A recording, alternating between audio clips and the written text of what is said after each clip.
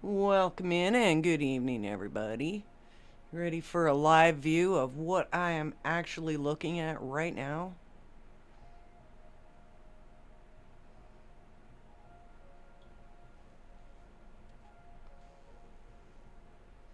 I'll give it to you anyway.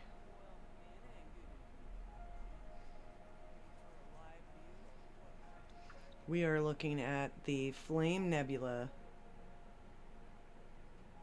Welcome in, Nicholas. Welcome in, L. Georges. Welcome in, Gator from the Cable Company. I got Sweet Acres in the house. I got Dimmy in the house. I don't know who else. I got Ed in the house. I got Sweet in the house. Who else did I miss? Did I miss anybody? If you were missed, give me a wave and I will say hi.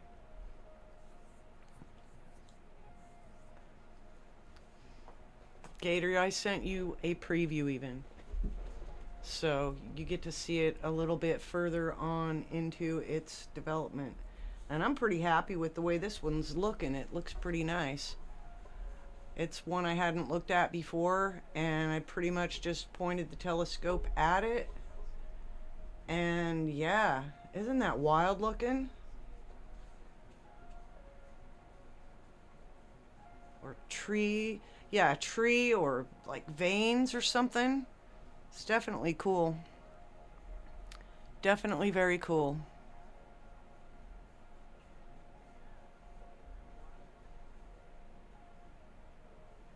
I have a little dog here with me.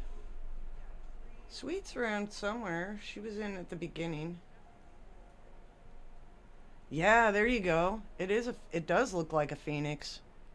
Good call. Good call on that one for sure. Let's get rid of the extra stuff so we can just enjoy the image.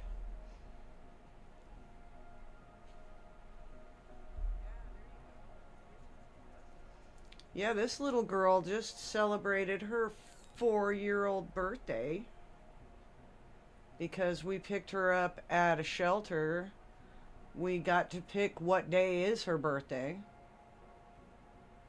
And so we picked the 1st of February just to keep it simple. And it kind of caught me off guard when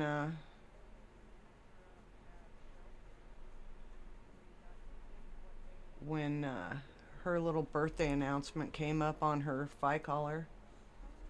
I was like, wow, you're already 4. You're already 4. You're so dang cute. You're such a cute thing. Mwah. Jack says hi, Xena. Dimmy says hi. Yes. Now go lay down. Would you like to have something to entertain you? Would you like to have something to entertain you for a while? Welcome in, Susanna. Thank you for coming in. We are right now looking at the Flame Nebula. And I've been looking at it for over probably closer to 2 hours. But because whenever there's any kind of field rotation, it'll spit the pictures out. Oh yeah. It is near Orion.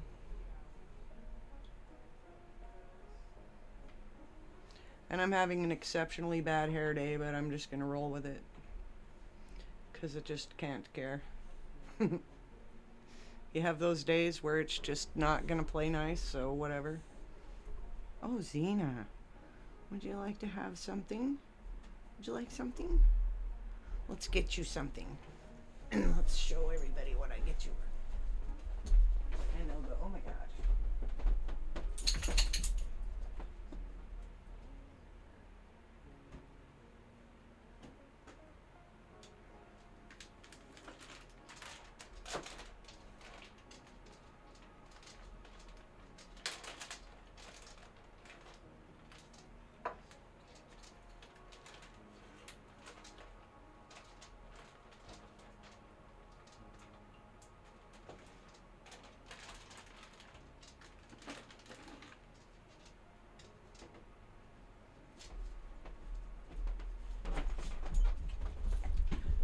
give the dog a cow kneecap.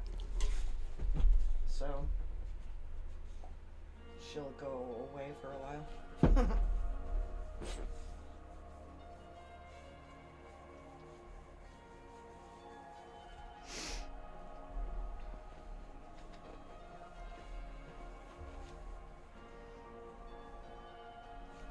It kind of looks like a leaf.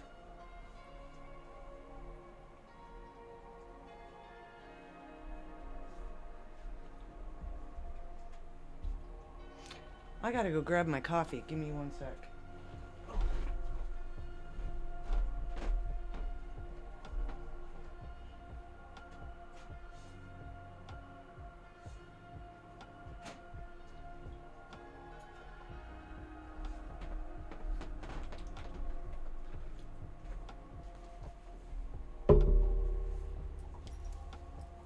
I don't even have an exciting coffee cup.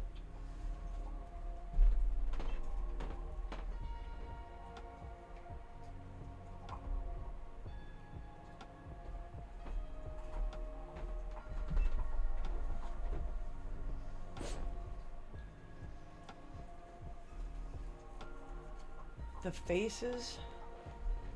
No, I do not see faces.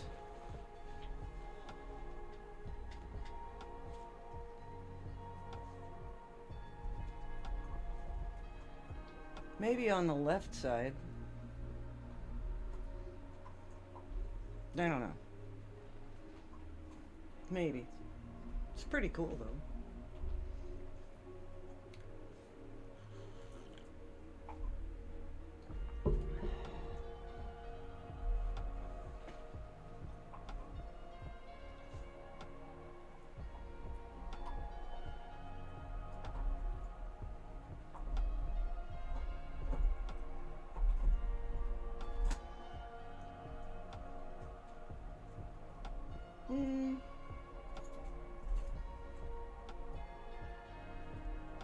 I do in the picture you sent me, Gator. More than I could see it on the screen. Definitely crazy how a display can make all the difference, right? It does look like they're fighting in the picture that she sent, or that he sent.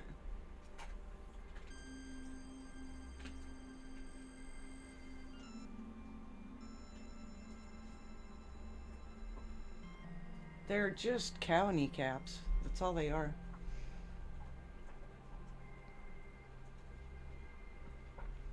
Definitely interesting stuff. And she definitely loves them, so I just have to keep an eye on her and make sure she doesn't try to take off with it. 'Cause they smell funny.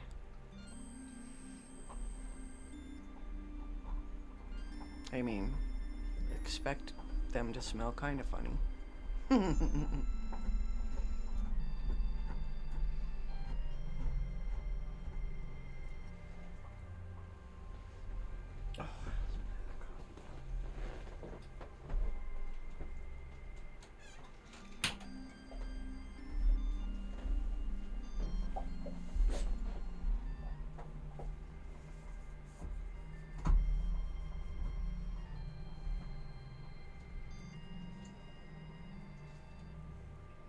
Oh, I know, huh? Yeah, I take them away before she really... I basically let her eat all the fleshy stuff off of it. Hey, welcome in, Do Work. I let her eat all the fleshy stuff off of it, and then I take it away from her. And let me tell you, that's always loads of fun.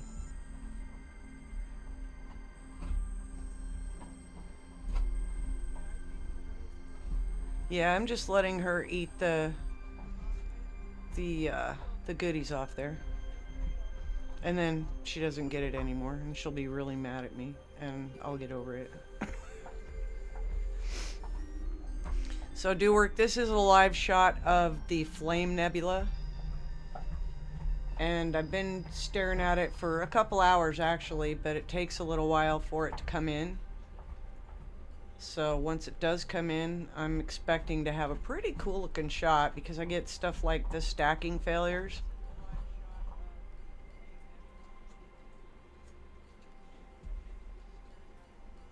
Oh, did you just get off work, do work? Or just having one of those, oops, I forgot it was Sunday, or I forgot it was Wednesday. And since I don't have a schedule, my schedule is based on the weather. We were thinking about doing a live last weekend, and we ended up working on the office, which was necessary. It looks so much better in here. I still have a really weird couple of stacks of things that I need to go through and get put away. And it'll happen. It's just, I gotta quit playing video games to actually accomplish it. So, it is what it is. Yeah, long day. I feel you. Mine was a long day of chasing dinosaurs. Oh well. It was fun.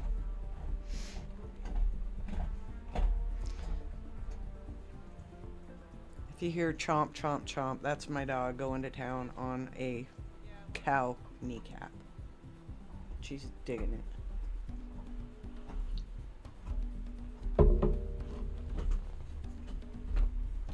So Gator, where you at, Gator? Where you at, Gator? These are the stickers that I have for you. And they don't look like much. They're the same lettering that I put on the telescope. It's the same kind of lettering.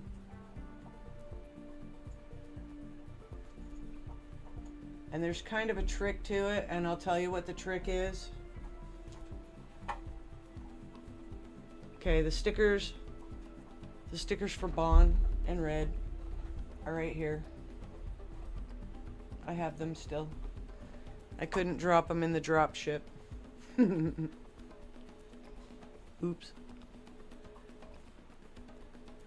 I can see it. You can see it once you see it. Yeah, the thing is it's on a blue background.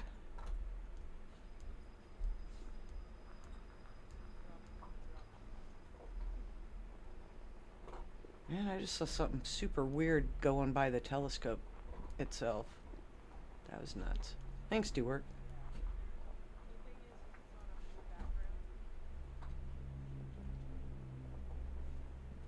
What in the hell is that?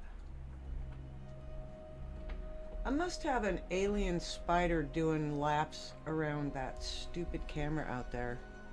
That's crazy. We're gonna have a huge alien count tonight. Is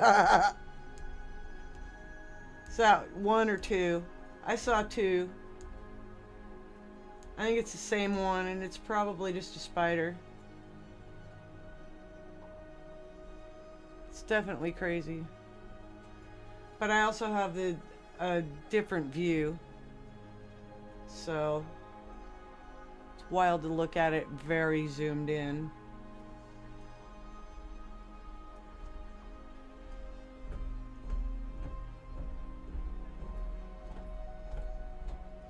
If you guys did not see it, I did put out a post earlier.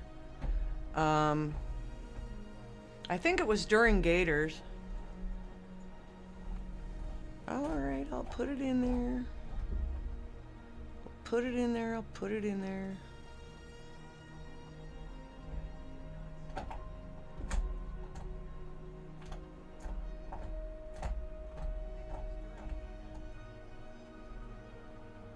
There's your alien count. Alright. Anyways, I put up a post, and essentially all it was a picture of the telescope with the new sticker on it. So you can see the size of the text and everything. It's literally this big. It's not huge. The letters are only this tall. One knuckle. I think it's just shy of an inch. I think it's about 7/10 of an inch or something like that. And it's cursive, so you will have to be a little bit more gentle on how you put them on there. You won't get much wiggle room. So put them as close to the top of those cups if you're going to put them on those cups, Gator. Put them up. Put them on the flattest possible surface. It'll just make it a little bit easier.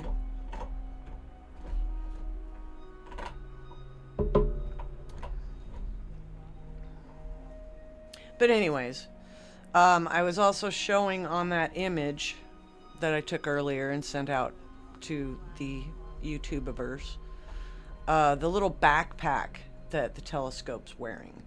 So I purchased that from a third-party vendor, and it's literally 3D printed, and it's actually really cool.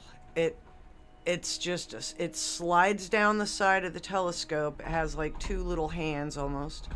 It slides down the side of the telescope and doesn't mess with the business end of the telescope.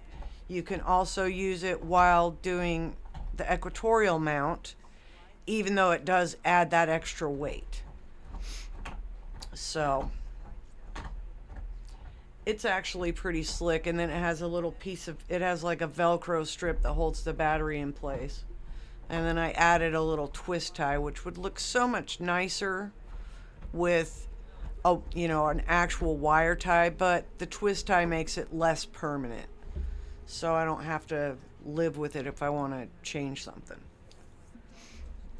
But it's nice having that backup battery. That way I know the telescope's going to stay fully charged. And it's crazy because when it's really super cold outside, it yells at me when I turn it on and it says it's too cold to charge. But yet when it comes right down to it, it still charges it anyway. So it just yanks my chain when it does that. So no, it's from a different vendor. I bought two different 3D printed parts, and they were from two totally different people. But they were both bought on Etsy, if I'm not mistaken. So Etsy's a good place to look for weird little accessories that you can't seem to find anywhere else. So I wonder if that moon is just becoming more of a problem than it's worth, and it very well could be. It'll start flushing out my picture here in a little bit. So on the short side of things, if I'm just in a hurry to find out something, I'll open up Google Sky Map just to kind of orient what's out there right now. Why can't I even see the moon? Okay, it's out there. It's just still pretty low. I got a little bit of time yet before I have to give up on this. If it keeps giving me weird stack failures, then I'll move on and we'll go look at Jupiter, because Jupiter's definitely on my to-do list today, because it's been gorgeous. The other night when somebody was asking me if I got any shots of the full moon the other day, and that's a big no, sir. I went outside, and Ed even asked, he was here, and he goes, "Where's the moon?" And I said, "Behind all those clouds," and they were absolutely everywhere. It was so socked in that night, it was unbelievable. So no fun for the full moon, but I kind of like looking at the moon in all of its phases. It's kind of fun when it's like at a halfway point or at a very early like first quarter is really cool, because then you get all those, you get to get a better view of the craters and the difference, the different depths of those craters. But yeah, the clouds were annoying. I was so mad. I was so mad.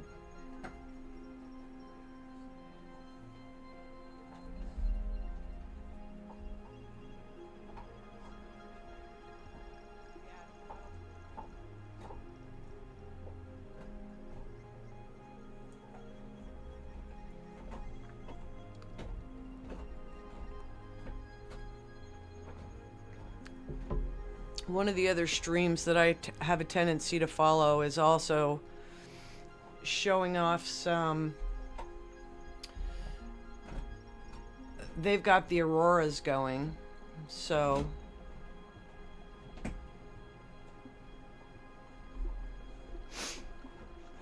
I should check that out and see what they got going on.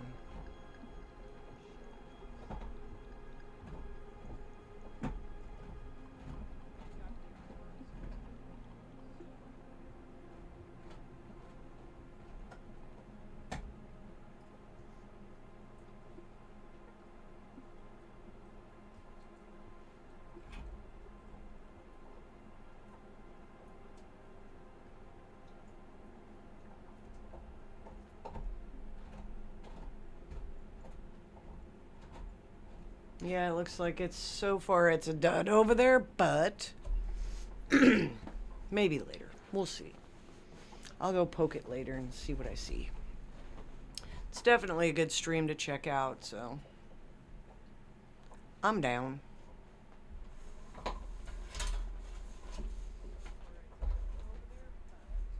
One of these days I'll actually get my desk all tidied up and I'll be in shock. I won't be able to find a damn thing. It'll be funny. Hey, Zena. How's your bone? You enjoying that? Okay. She's enjoying it. Chomp, chomp, chomp, chomp.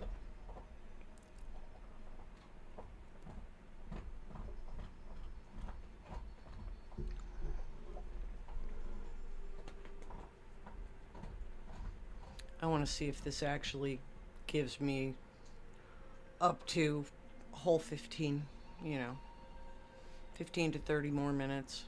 Or 15 more minutes, sorry. We'll see. We'll see if I'm patient enough to watch a bunch of stack failures, because I get annoyed at those quite rapidly.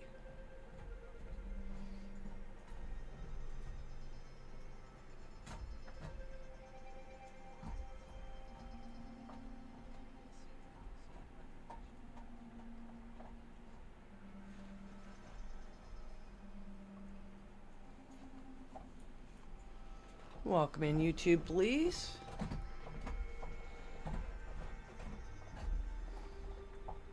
What's going on tonight? We are looking at the Flame Nebula right now.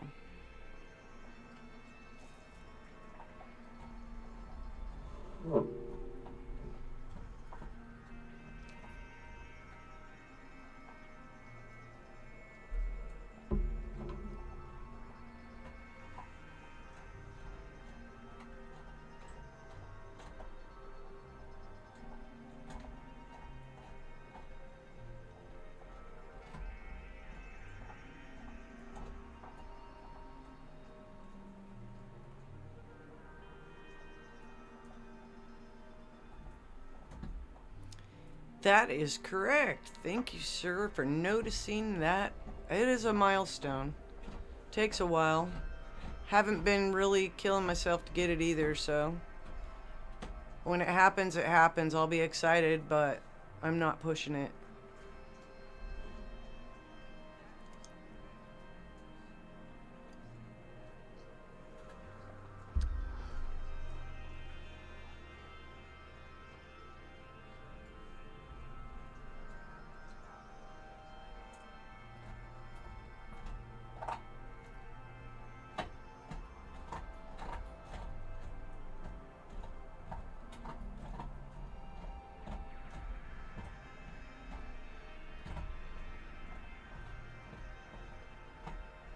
I just don't have a really big push for it. I'm not concerned either way.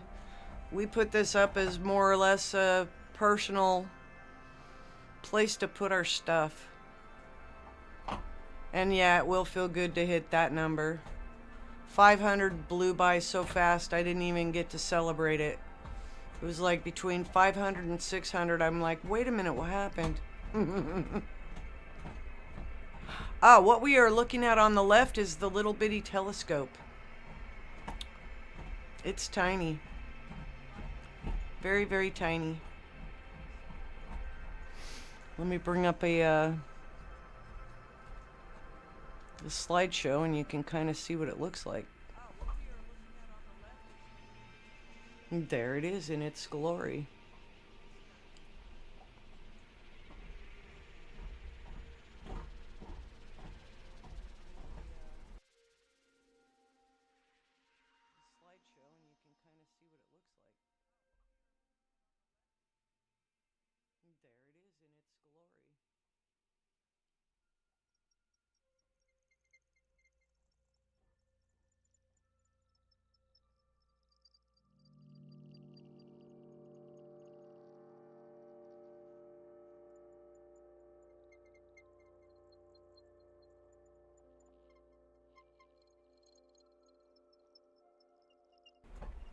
The images on the left-hand side were taken with the DSLR camera on the day of the eclipse, the solar eclipse. The ones in the middle are the camera. And then the ones on the right, or the camera slash telescope. And the ones on the right are images taken from the telescope.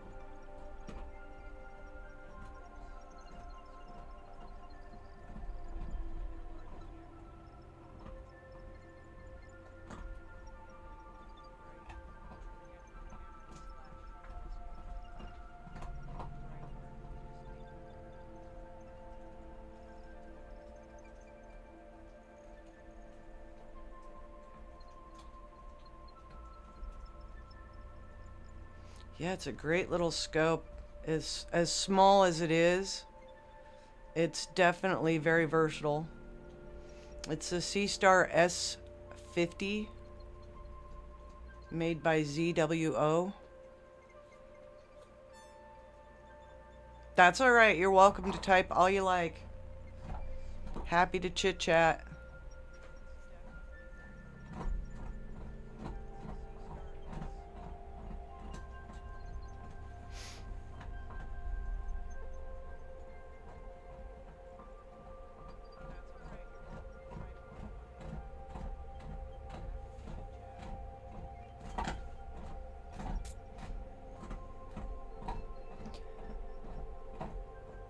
That's almost a trick question, YouTube. I've been looking at them obviously forever, but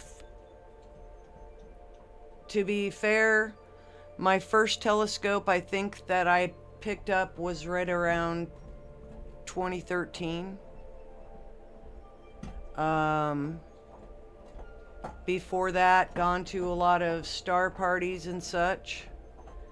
And yeah, they happen more often than you'd be surprised. You just have to look. You have to go find the local astronomy geeks, and they have star parties about once a month.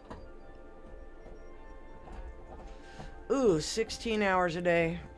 That's a lot. I suppose it is what it is.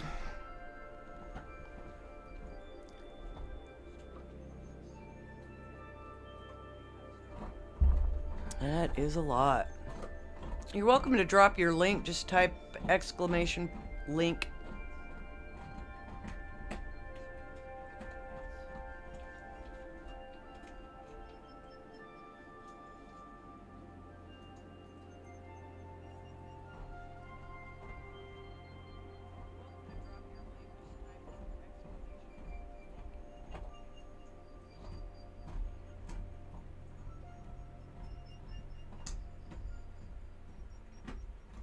Yeah, exactly. I get that.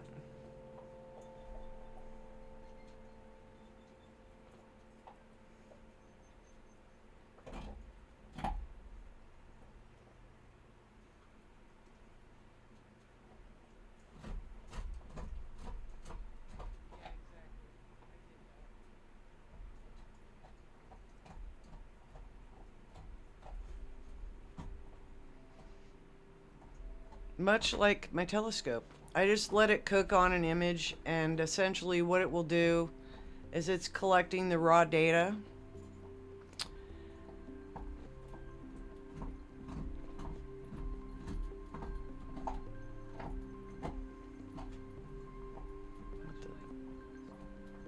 That over there. Does that help? Welcome in, Gilbert. It's been a minute.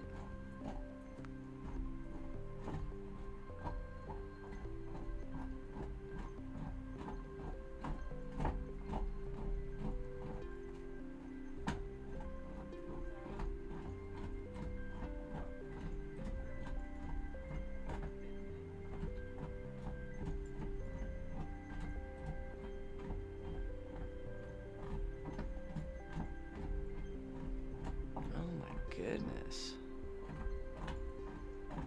This dog is going to town on this bone over here.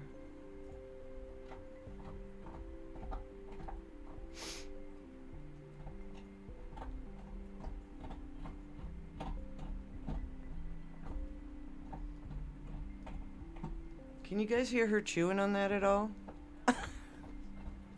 It does, doesn't it?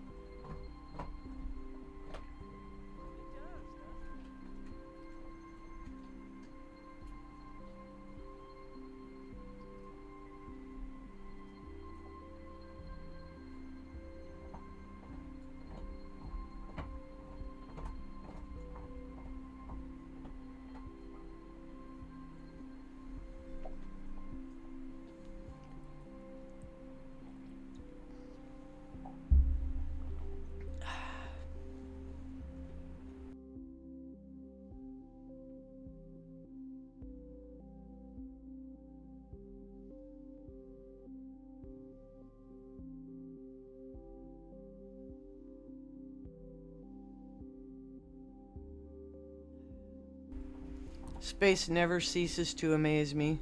Burning bush, there you go. Now you're talking.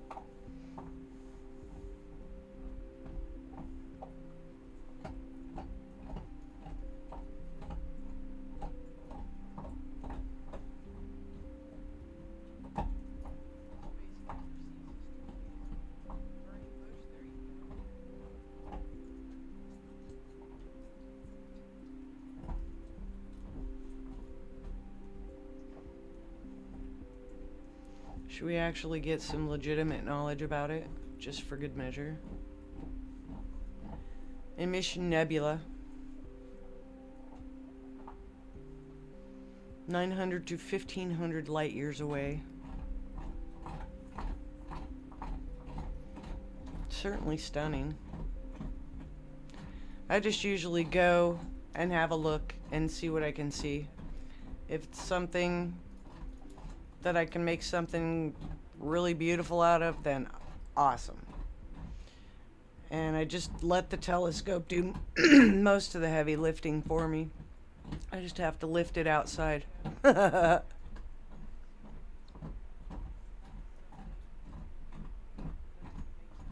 Which, all about 5 pounds of it's really not that much.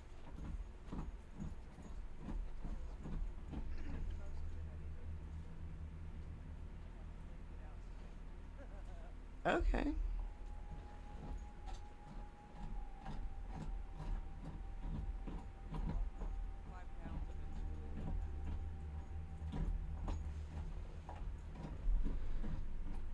Oh, nice.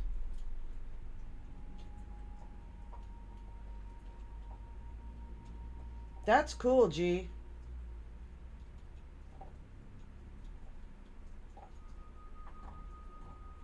That's way cool, yeah. I'd go for that. Wow. No, he sent me an image of basically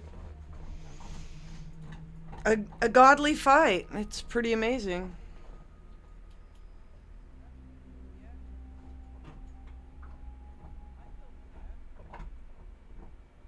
Orion is outstanding.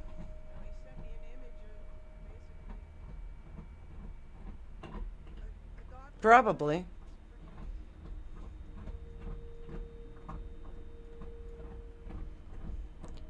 So here's another easy one for you to basically chase down in the sky, YouTube police. Gary, you'll be able to find it. When you look up and you can find Orion, hang a left over into the sky and look for the gigantic W. If you find the W, you just found Cassiopeia.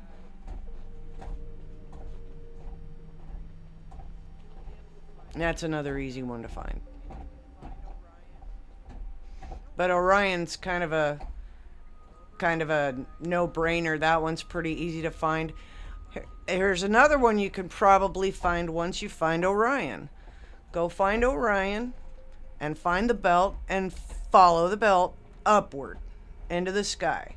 Look for a blob. It's basically, it looks like a fuzzy mess of stars, and if you look at it through a set of binoculars, you'll see the Pleiades star system. Yeah, yeah.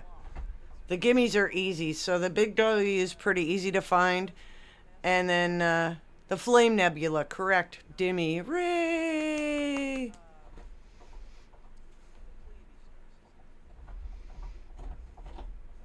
Okay, here's what we're gonna go look at, because I'm getting frustrated with the stack failures. Yeah. So let's go take a quick peek at Orion real quick, and you'll be surprised at how quickly it actually comes in to view. And just for the record, we'll go from here so you can kind of get an idea of what we're actually looking at. I'll back it up some, because we are technically looking at Orion right now.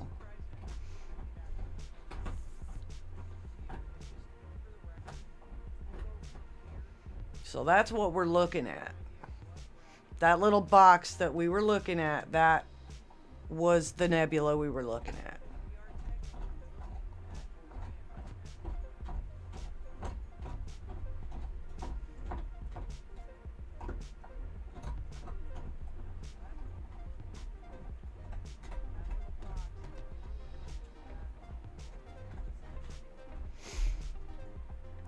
So from here, we could either go to M42, or we're going to cheap out and we're going to go the other direction and go this direction real quick.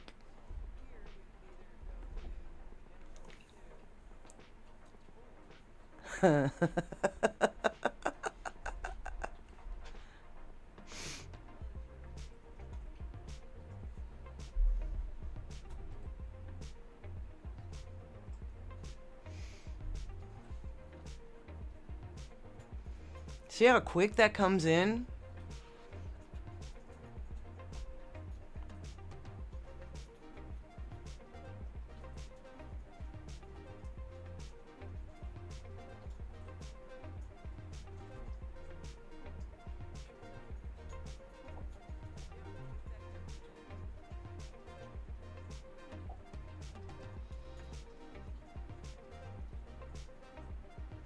I do remember the days before Google. I really do. It comes in super quick. And to be fair, Orion's Nebula was the first target that I looked at, and it would have been about a year ago.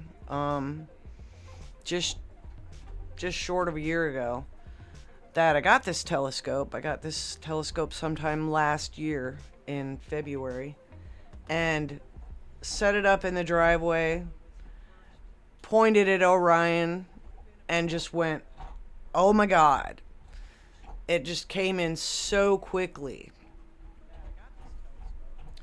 But deep sky is definitely not the greatest thing to look at when we have all of this moonlight out there.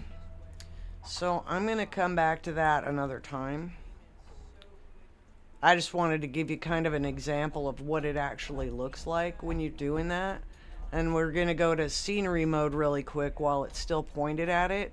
And you'll be amazed at just, this would be essentially like looking through a pair of binoculars. That's what you should be able to see through a pair of binoculars if you go out and look at the sky. And if you understand the way Orion's belt and Orion is shaped, if you follow the belt and you go down to where the sword is, this nebula is basically at the point of the sword. So binoculars will let you at least see this much information, because this is kind of simulating binoculars right now. It's in a scenery mode. It's not very well focused because of that, but I just kind of wanted to show you that, because it's that flippin' bright. You can look at it that clearly. So now if you follow the belt and you go upward from the belt, you'll come across M45, which is the Pleiades, which I always call the giant question mark in the sky. And I generally add a few letters to that and call it the WTF in the sky. Because once you see it, you won't unsee it. You'll go looking for it.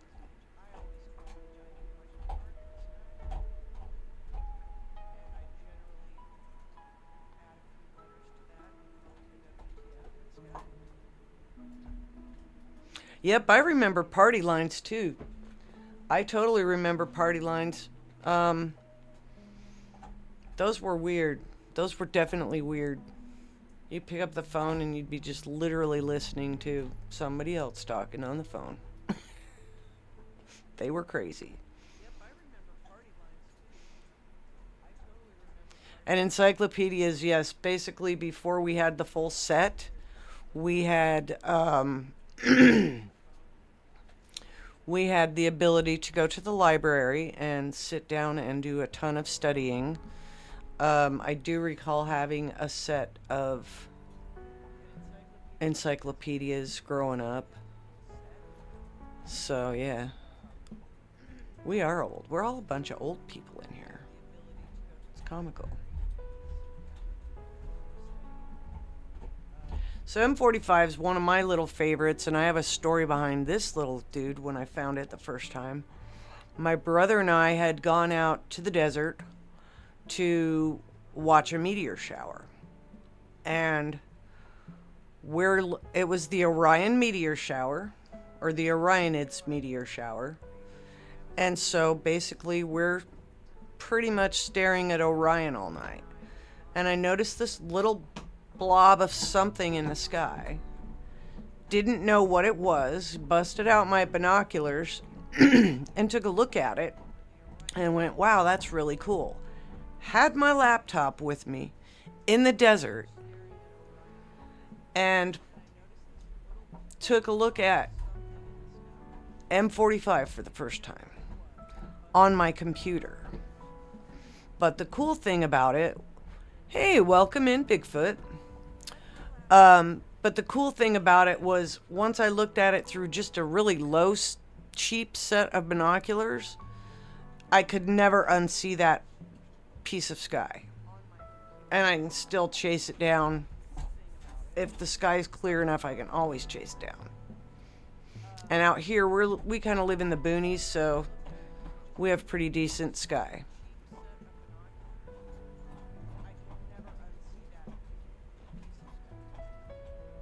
Xena.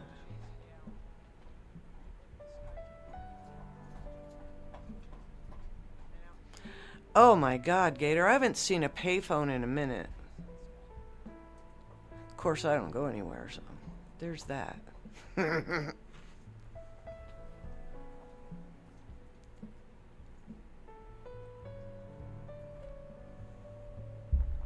What are you up to tonight, Dennis? Just kind of running around, digging some sky.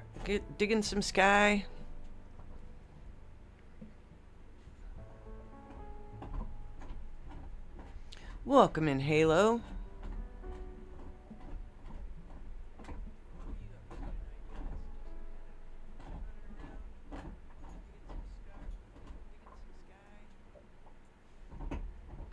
Oh, nice, man.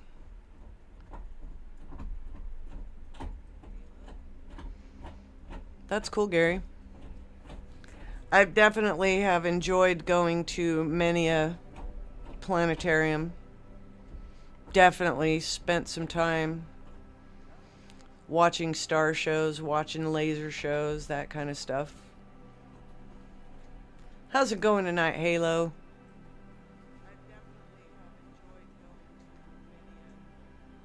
Little paneling? Like hanging paneling? Or doing something cool with paneling? Yeah, I wish I knew more, but I do enjoy looking. I'm definitely looking forward to a little bit later in the month when Venus will be a little bit more visible. That one's cool. And I'm not going to tell you why, because I know I've told most of these guys before. But Well, Ed was there. If I recall, what we ended up seeing in my other telescope was Venus and a couple of moons, and they were all crescented, and that is certainly cool. Oh, gotcha. 10-4. Brain dead. Having a brain dead moment there, buddy.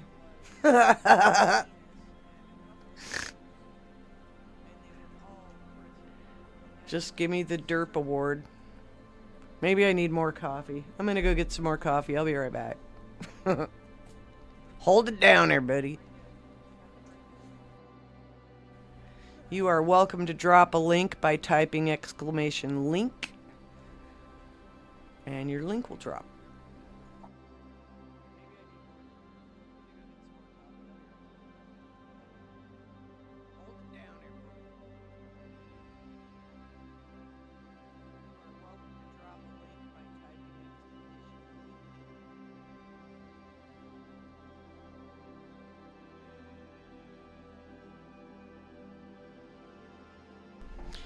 Gary, as soon as we figured out, as soon as we figured out that we could, we started streaming. And there's usually some sort of a shit show that occurs on pretty much every single live. So, it is what it is.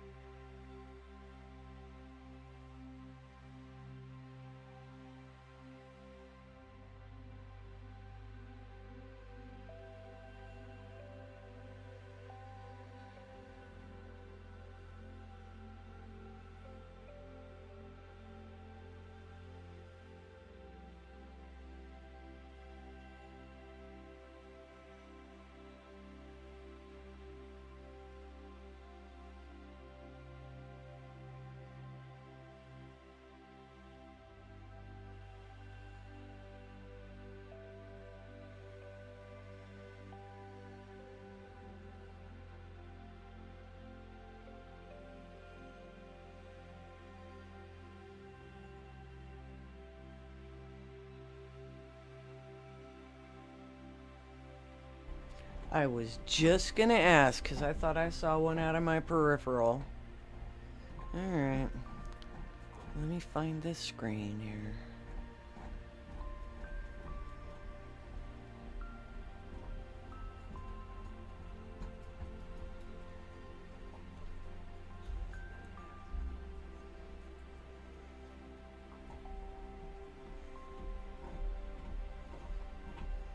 Alright, Gary, have a good one.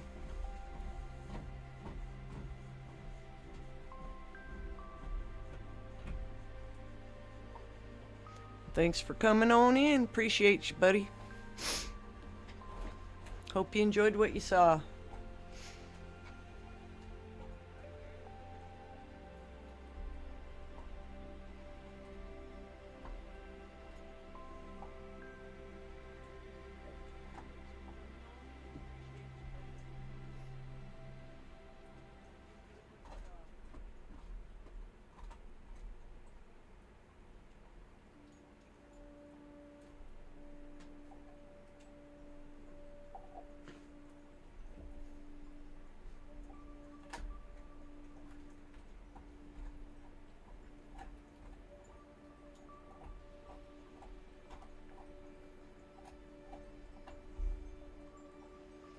I could start seeing the nebula clouds going in on this already. Another one? What am I missing, man? I wonder if it's just the same one and it's a massive visitor. It likes to stick around.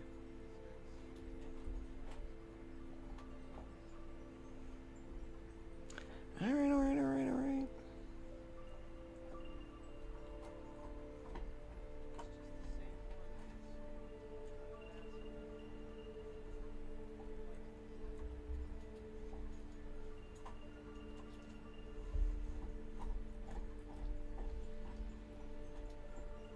Okay, dear.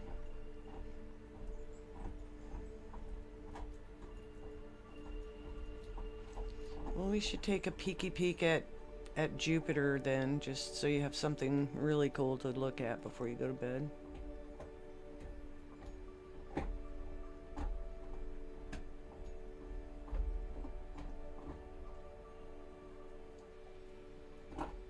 See if it yells at me for not calibrating it like Sweet told me to do yesterday.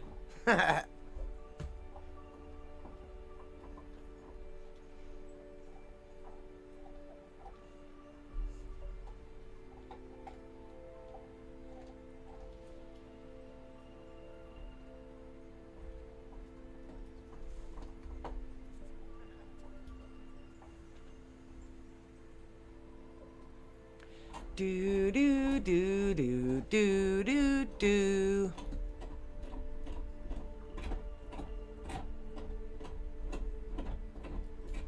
Dog. Chomp, chomp, chomp, chomp, chomp.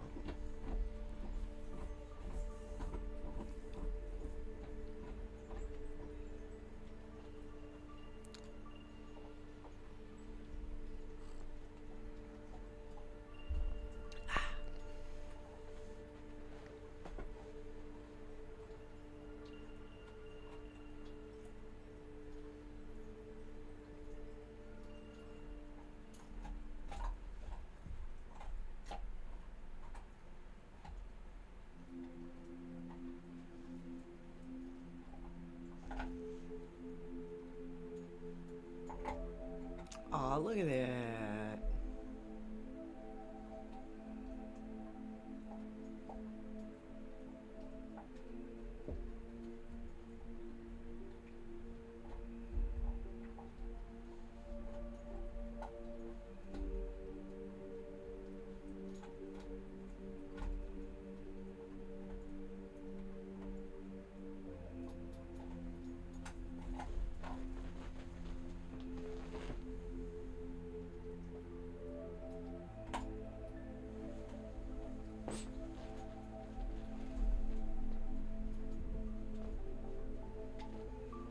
The final frontier. This is the voyages of A-Frame Daydream and the telescope that goes whir.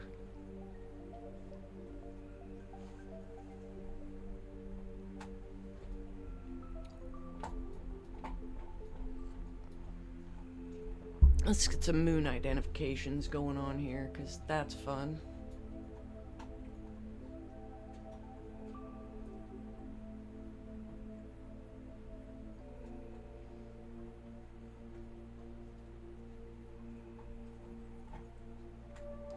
Alright, to the very far left we have Callisto.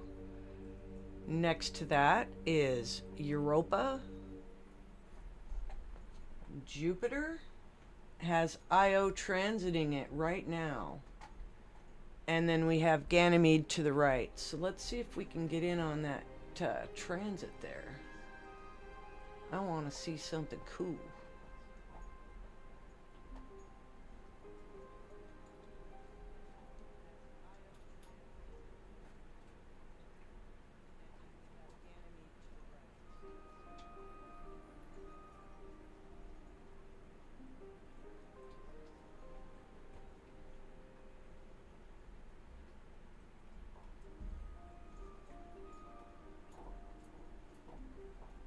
Tighten up that focus, man.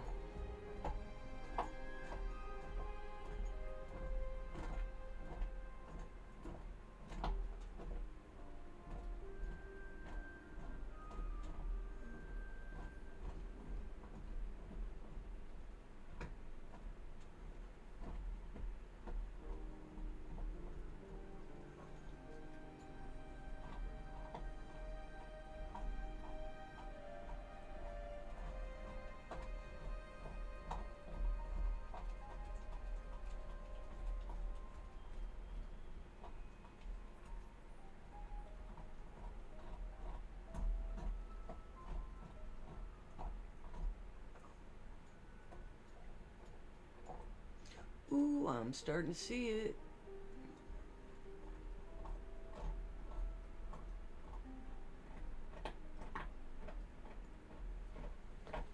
Or am I?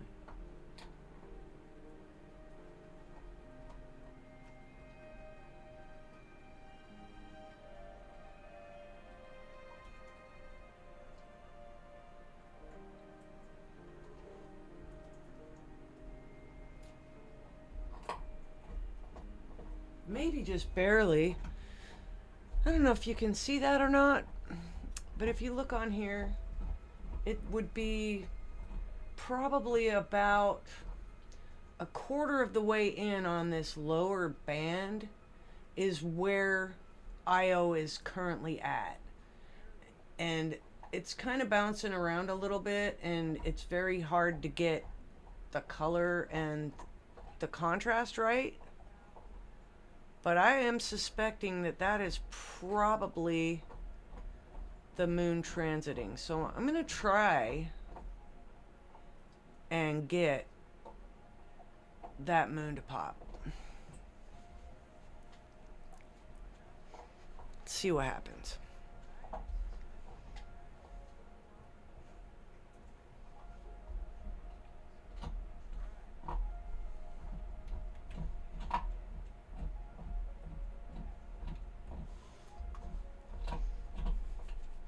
That is the link that I am using to tell me where stuff's at. And that's why I say I know where it is and I can sort of see it, but I need a lot more image data to make it happen. It's a little shaky, but it's not terrible, so.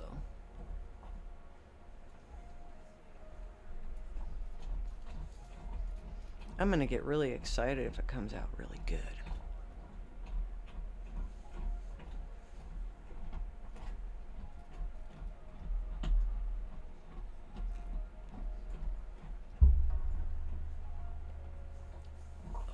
I'm gonna go tie up my hair. I will be right back.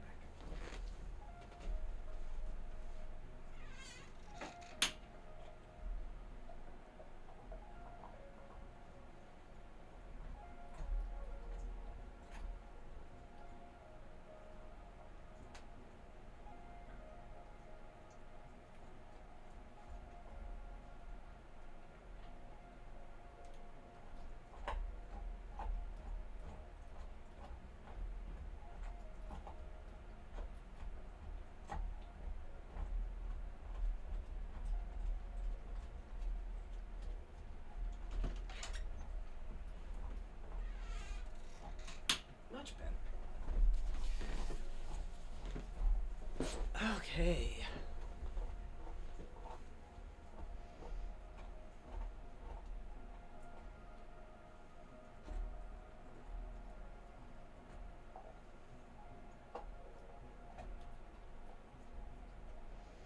All right, let's see. Let's go do some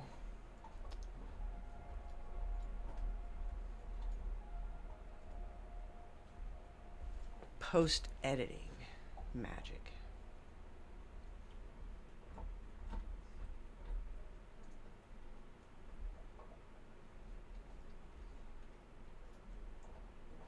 And cross your fingers, cross your fingers.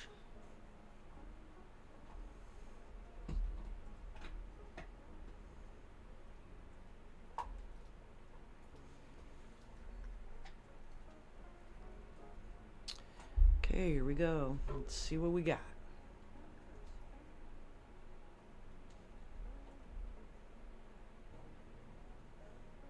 No, not really. Not terribly impressed, although it is kind of cool.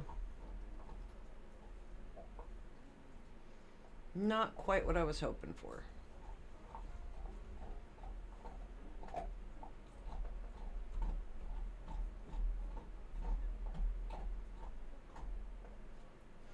But as far as where it should be, is it should be right around where I have the mouse sitting.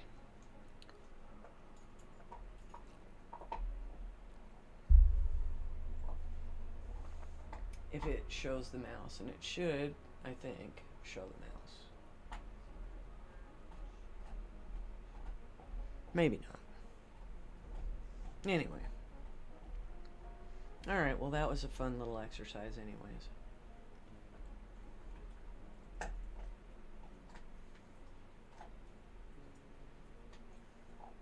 Something to do.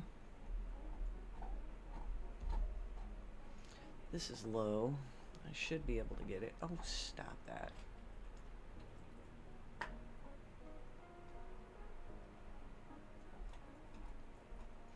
No, I don't think I saw the mouse either.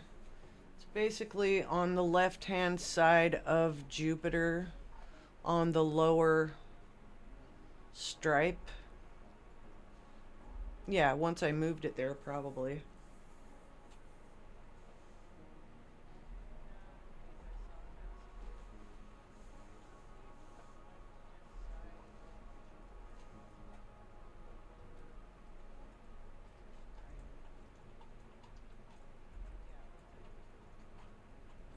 Yep.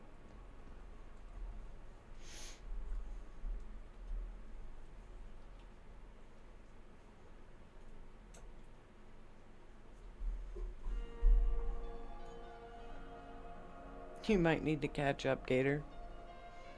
Me thinkies, you got some lag.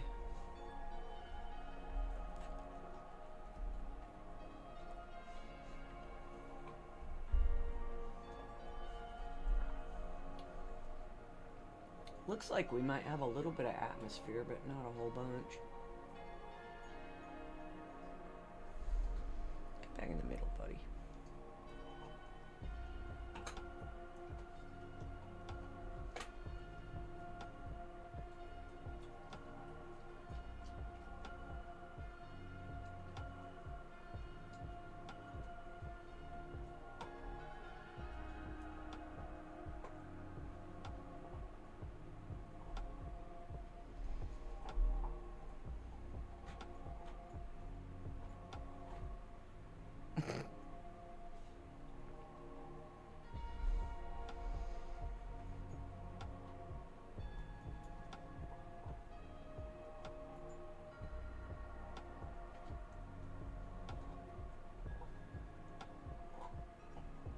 Look at those craters. I love looking at the craters.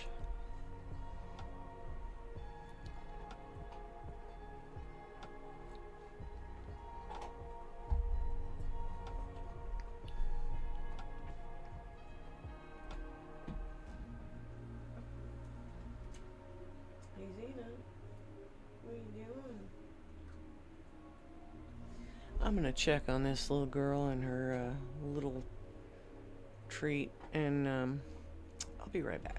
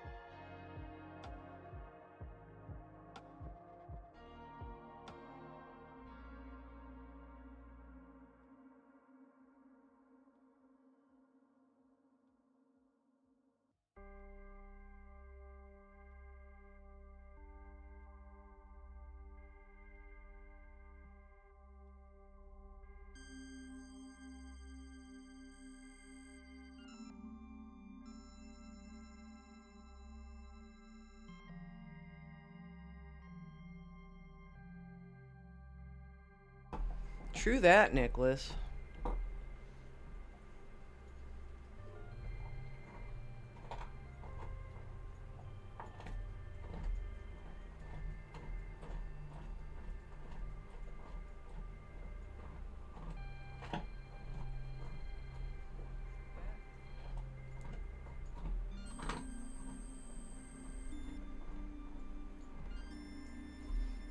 Little bit of atmosphere, but it's not too terribly bad.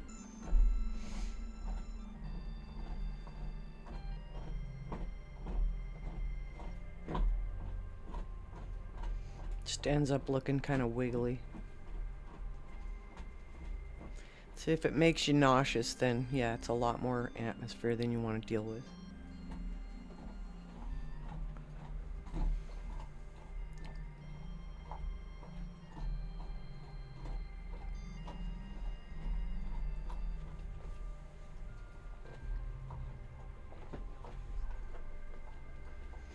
Yes, the mice are very sad that the moon is not Swiss cheese.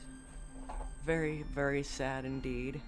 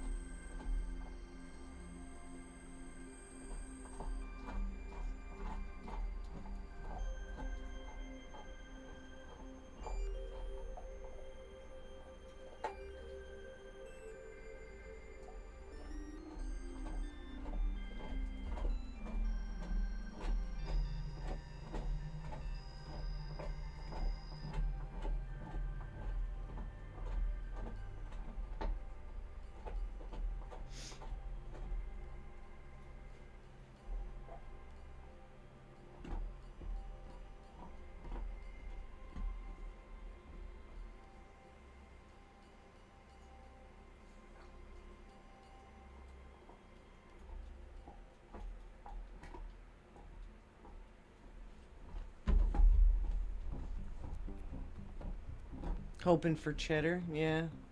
Everybody's hoping for cheddar.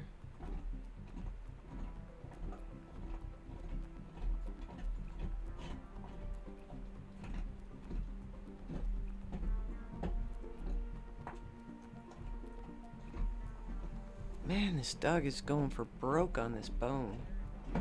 I mean, I can't say I blame her, but it was kind of gross. True that. True that, Nicholas. You are definitely not wrong.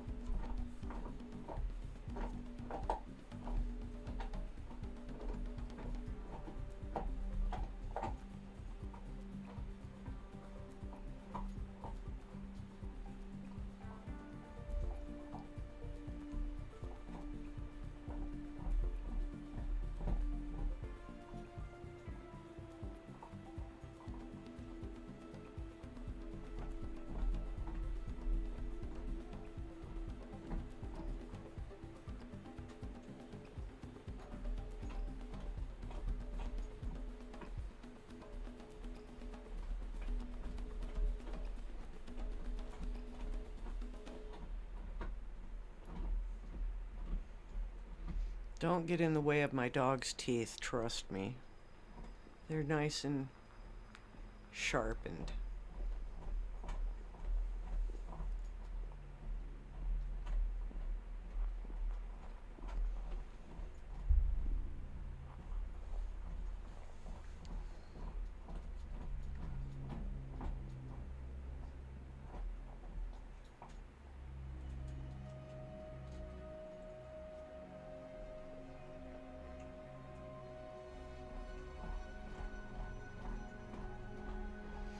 I think I'm gonna sneak out, have a quick smoke, take a look around and see what kind of skies I'm in for the rest of the evening, or at least for the next little while. And I'll be right back.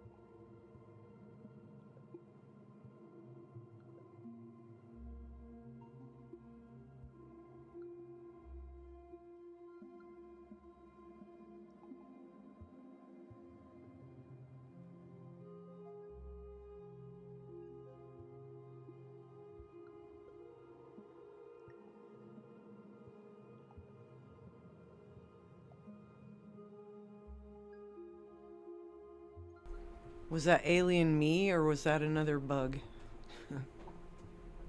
I'll count it either way.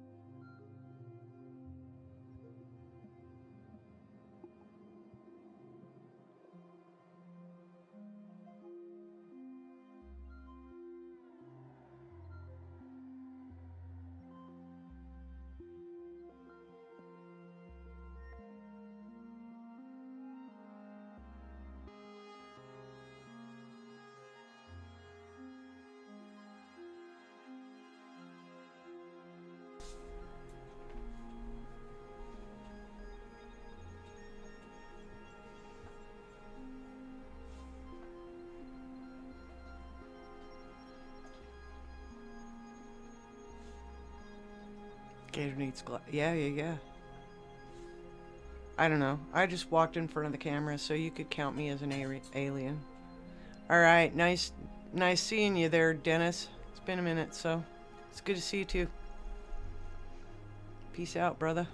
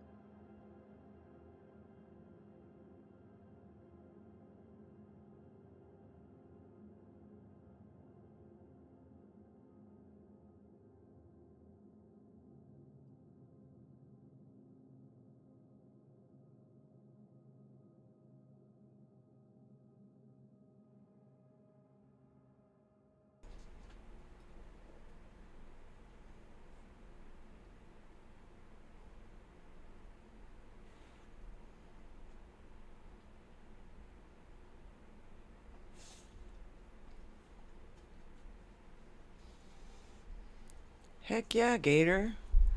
Grilling with Gator.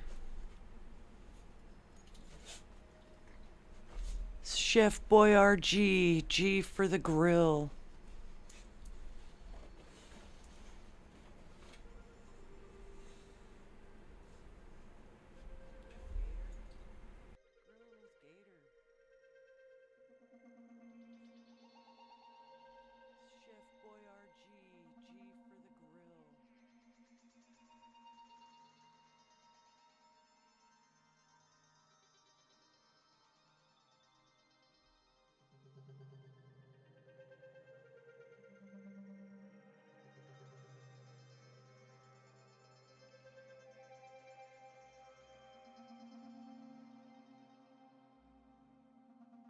We'll definitely need the fire department on standby for that, though.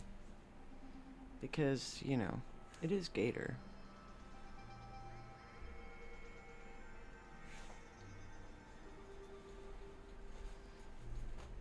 You guys definitely need to go watch his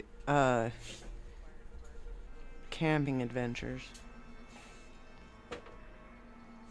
Not to say that I wouldn't have camped on a night that was 29 degrees outside either, but still.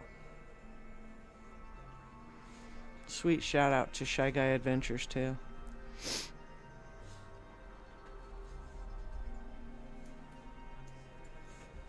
Mm-hmm.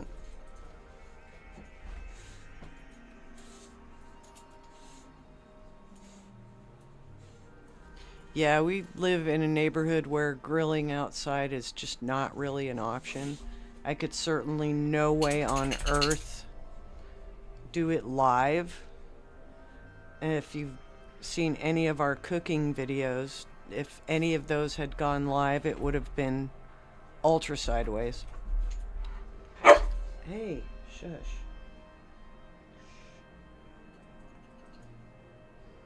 Once again, my dog is gonna assist my live stream, so I'll be right back. I guess she needs to go outside. Be right back.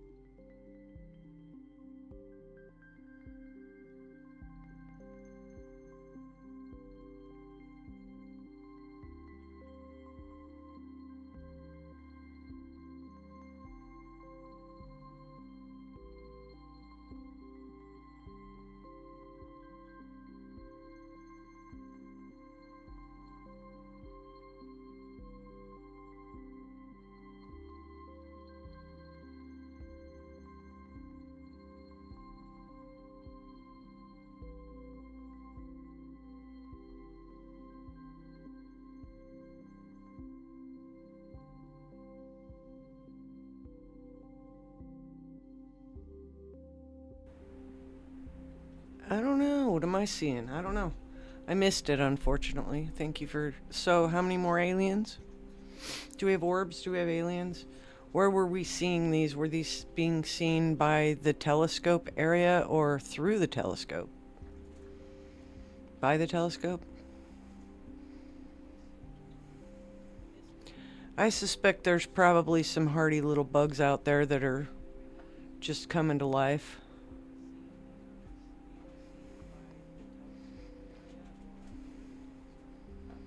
We did have a couple of days where it was, you know, in the 30s. I honestly don't understand these insects. It was on the telescope or by the telescope? Oh. I don't know. I may have to hit rewind.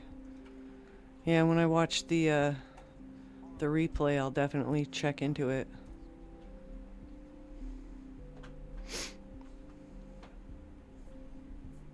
Let me write that down, in fact, while I'm thinking about it.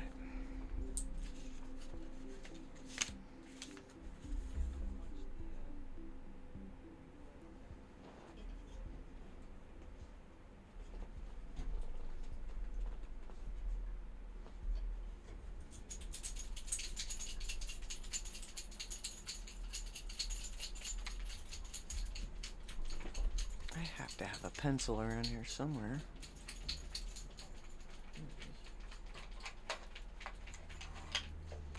I'll put it away too good. Alright.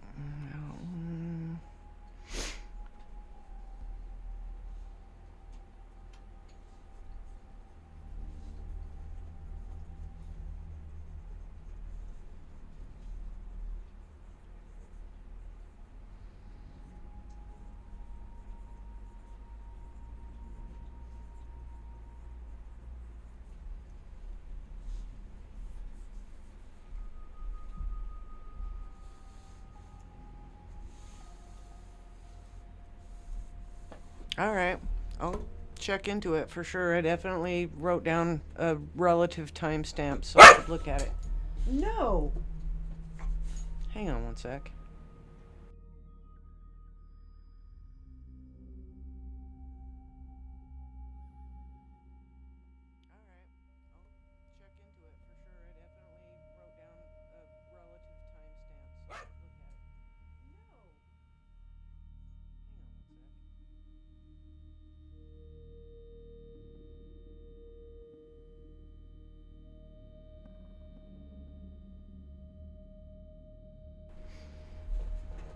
Yeah, the airplane.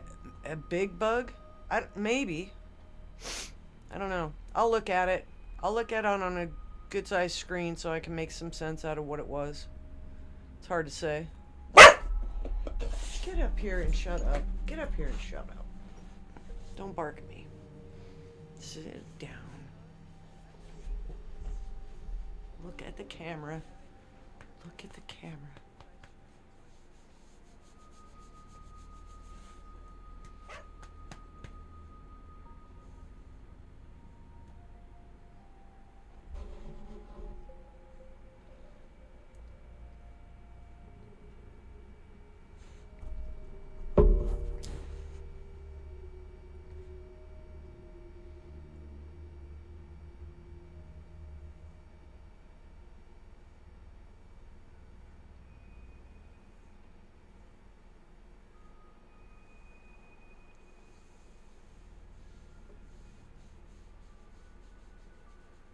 Yeah, Gator, that airplane was so funny because I was not looking at the camera when it happened.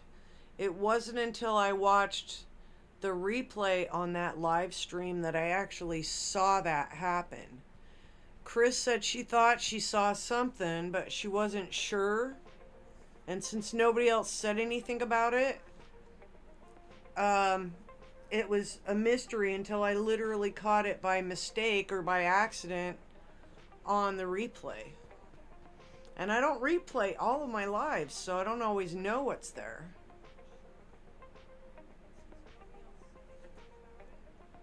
Athena, you're slippery, girl. You're slippery. Your feet are all over the place. But yeah, I was talking to Scorpio Mama in that live, and she was telling me to go look at one of her shorts or something, which I did. And when I was looking at my phone is when that happened. And if you look at the live, and I believe I time-stamped it, but if you look at the live, I'm looking at my phone. I'm not even looking at the screen. So I didn't see it in the live at all. I think Sweet caught the tail end of the contrail, and that was probably all she caught.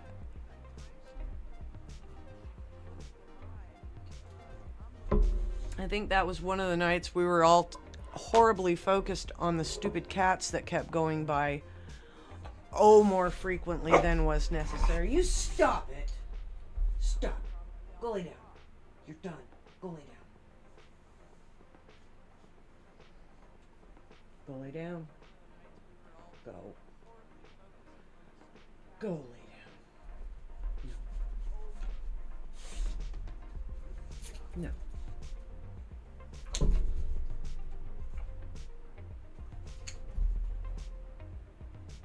You're such a fool, dog. You're such a fool.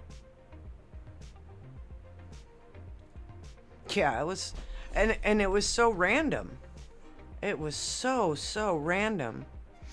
Oh my God.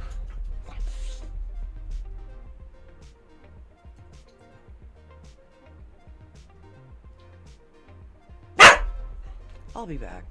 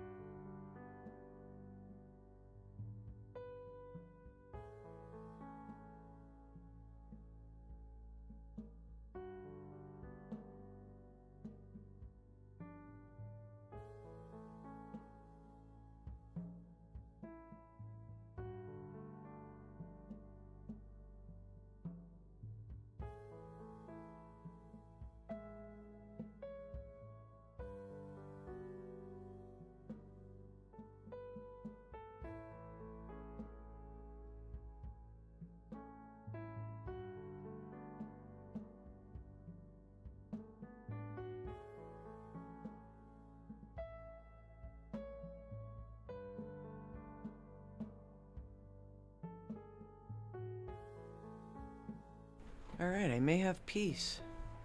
After all.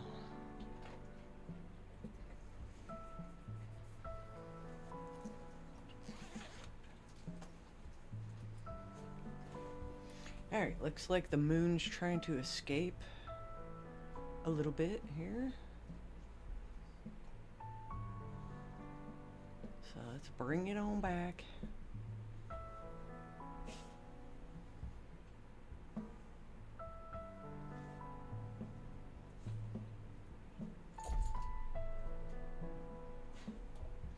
Well, that was a little much.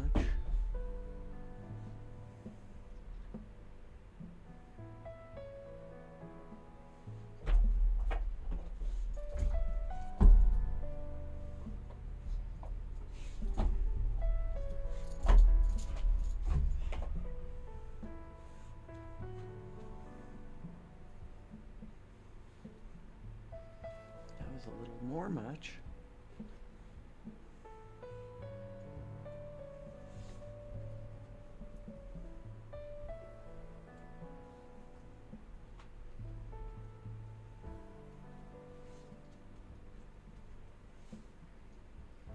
There we go.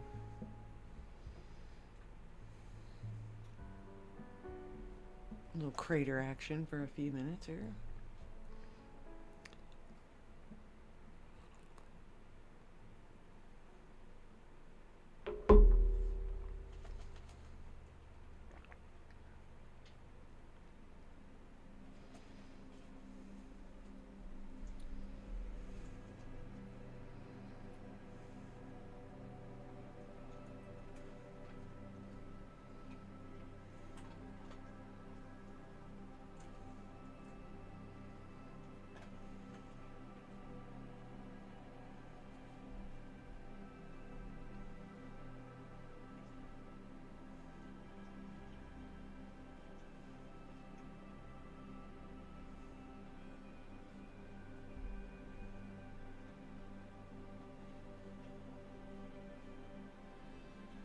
Who's still with me? Y'all still awake out there? Snoozing yet?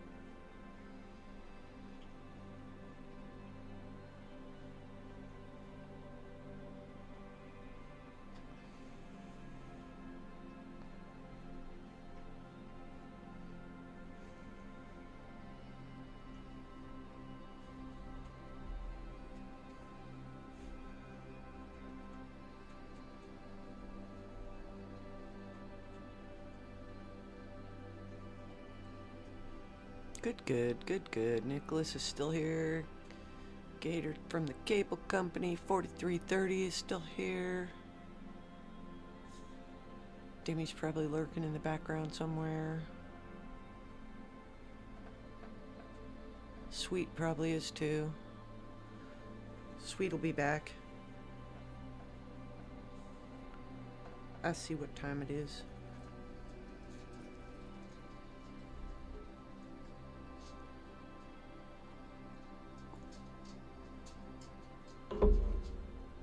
I did see a few clouds when I was outside with her, and I don't think they'll be of much difficulty, but I am going to pull up this app and have a look and see what it has to say for me anyway.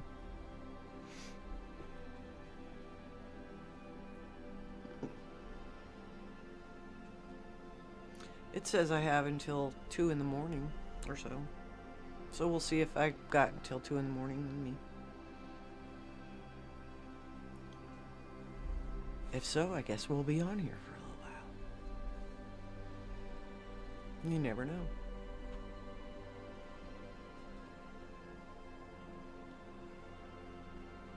Yeah.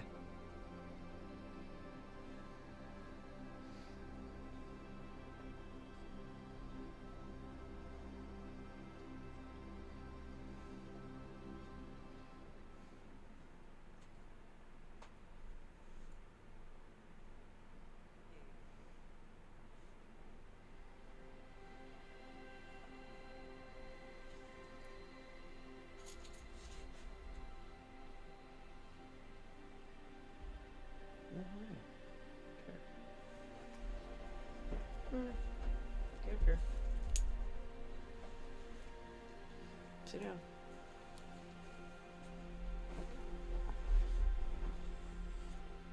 Okay, there you go. Why are you always looking over there? Look over here. Look over here. Thank you. Just can't do it, can you? She just can't do it. She has to look out the window or at what's on my desk. She can't just look at the camera.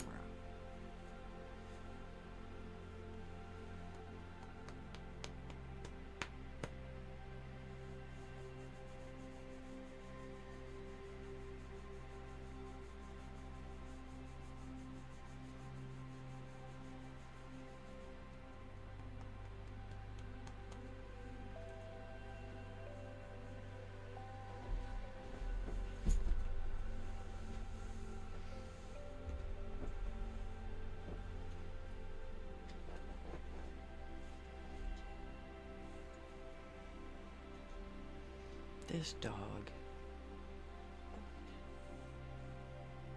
Go lay down. Get on your chair. You're done. It's not bedtime.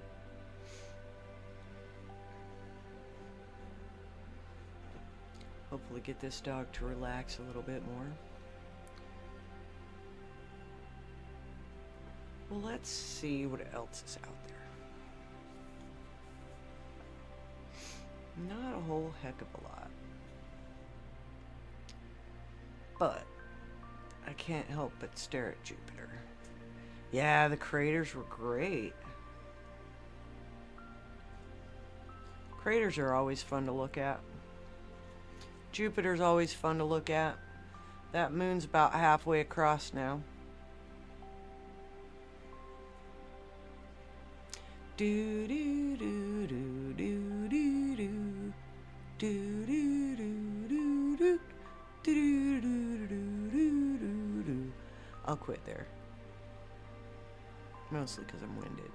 Just kidding.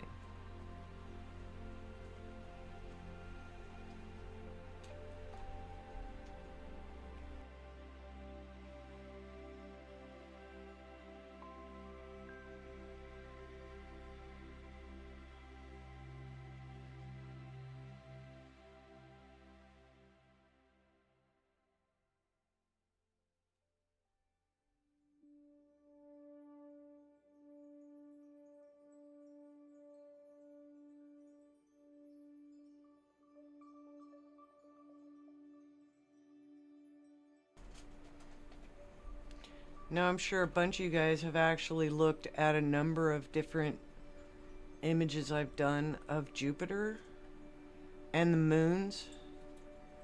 And quite often the moons are in a slightly different configuration. And it's literally where it is in the sky. So that's part of the problem. It's really high up right now. So tracking it's even lots of fun. I know. This thing, for being such a tiny little thing, is a beast. They came out with a new S30 version. They call it the S30 Pro. And it literally has one extra lens, but it doesn't take any... It doesn't take any more,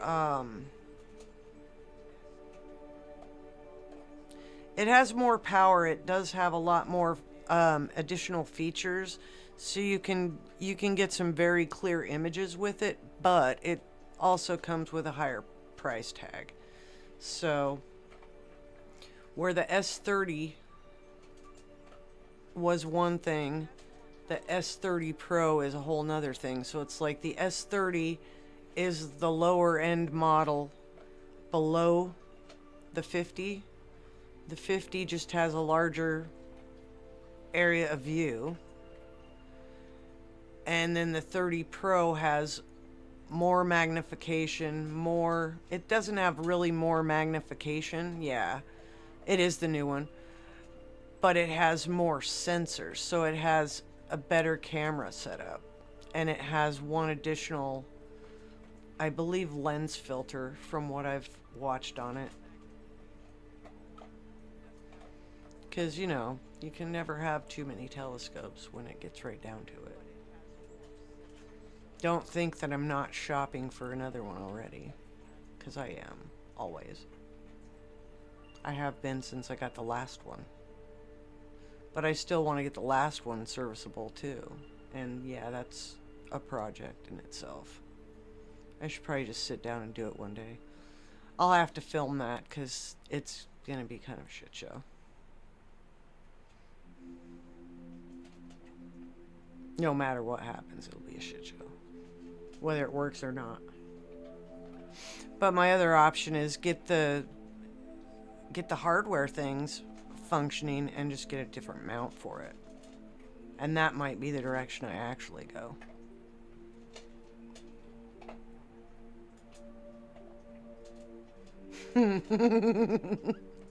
And some of us are somewhere in the middle, Dimmy, when you get right down to it. I have my tech toys, but I also have my old cast iron. I have my mother's and my grandmother's cooking utensils and pots. So I'm somewhere in the middle. Somewhere in the middle. But yeah, my other telescope is, you know, gadgets and gizmos, but I think what I need to do is I need to get the hardware itself fixed. And once I get the hardware fixed, it's still a decent tube. But a different mount would make it next level. So, and it's a good planetary scope. I've spent countless hours staring at Jupiter through that thing. And like I tell everybody, 20 degrees is about my cold limit. Below 20 degrees, I shiver too much to actually enjoy looking at whatever I'm looking at. So if it's above 20, the scope would go out in the winter. And I had one friend that would come over, and as much as we would stare at it, we would have to come in, drink a bunch of coffee, thaw out. Not even just warm up, just thaw out, and then go back out again. So it was kind of crazy, but definitely looking at Jupiter in the night sky through an eyepiece is something to behold. And looking at the moons on it and looking at the moons transiting, just watching the storm vary over different nights. And the fact that that storm has changed so much over the years and has been one of the more studied things out there that's out there.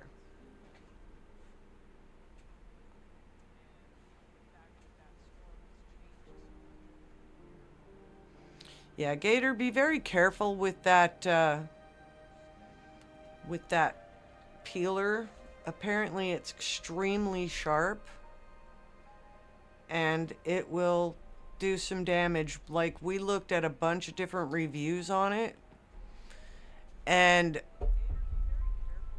at least 2 or 3 of them, people had band-aids on their opposing hand because they didn't realize just how sharp that peeler was. Oh my gosh, you're so terrifying. Now be quiet. I'm sorry, everyone's awake now.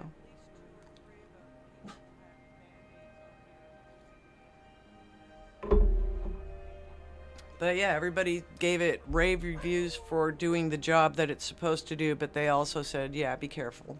It has teeth. Yeah. It doesn't have, yeah.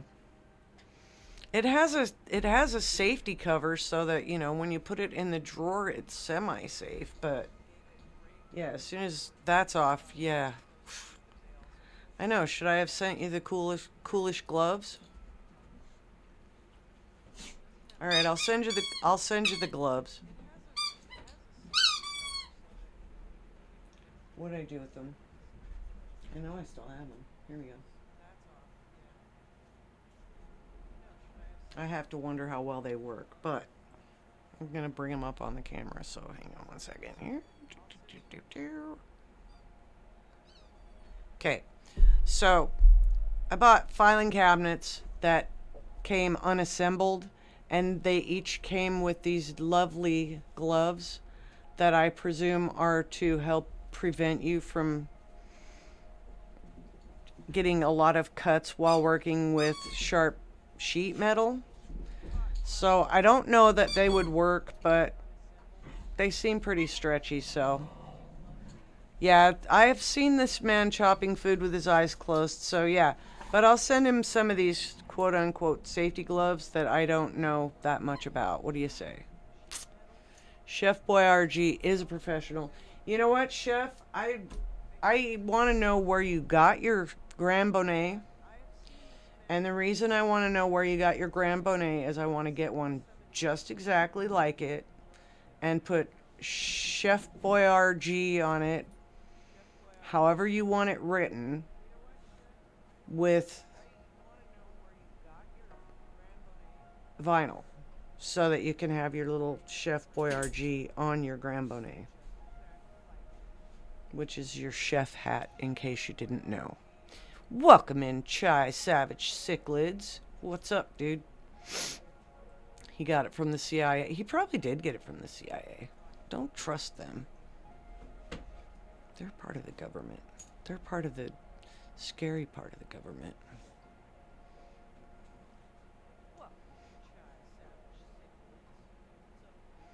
So I just went out. Yeah, Colin.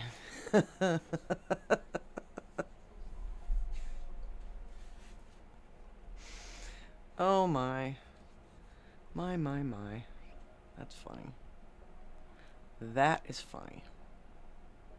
So I went outside just a moment ago to have a smoke. Took the dog out a while ago, and it is so freaking bright from that moon out there blasting off the snow. It's crazy.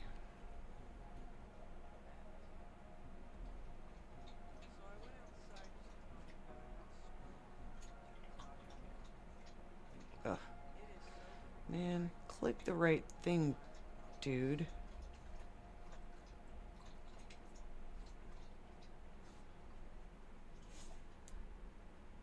Yeah, it's kind of late to do a water change, but hey, who am I? Who am I to say what's late? Okay.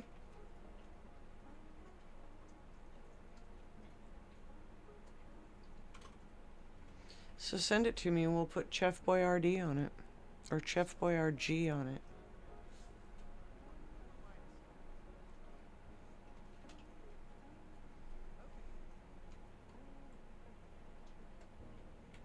Because I can make letters like this that are iron-ons too.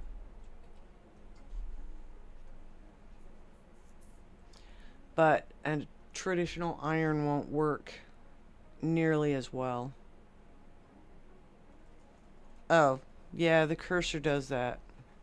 It's a UFO, man.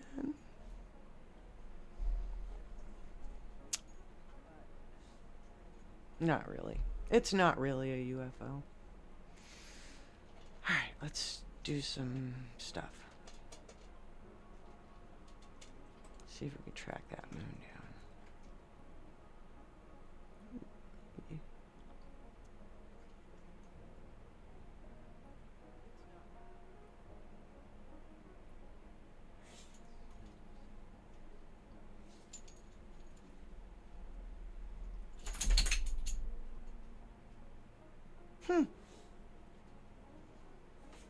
Let's roll with that for a minute.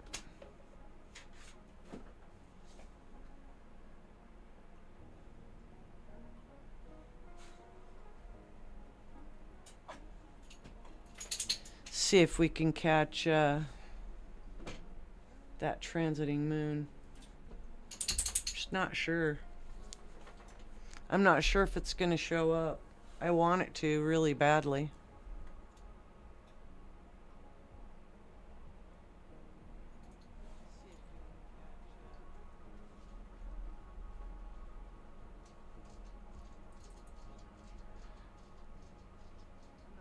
I kind of want to process that nebula we were looking at too. See what I can come into with that. Right? I feel you, Nicholas. I can feel that. Massive asteroid would not be.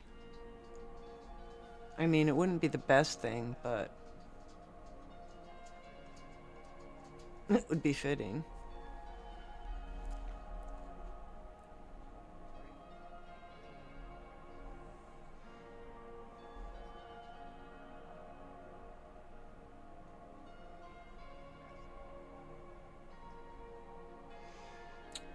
Let's see.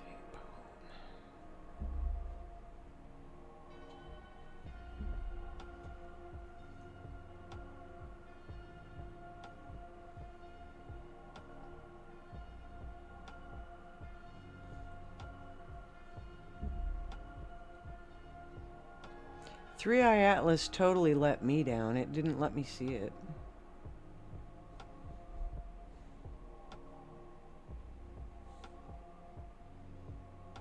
Man. Oh, Xena. Holy crap. Shh.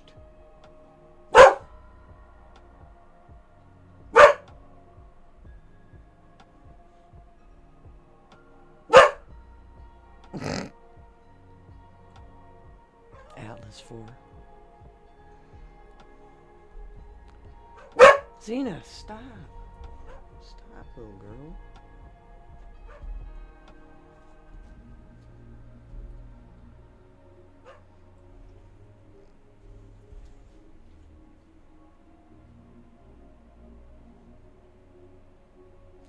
Telling you, she's not quiet about it either.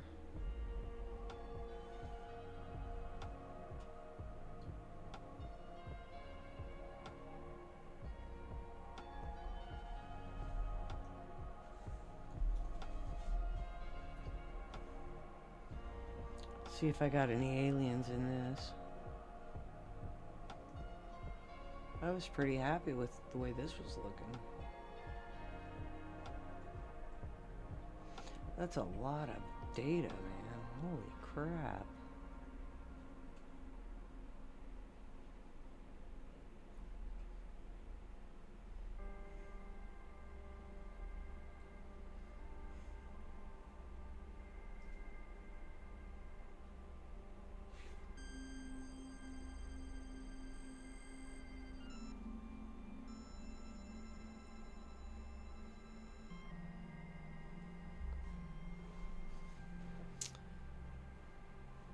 Are we patient human beings? We're gonna be patient. I'll be patient. If it gets boring, then we'll flip on a slideshow or something.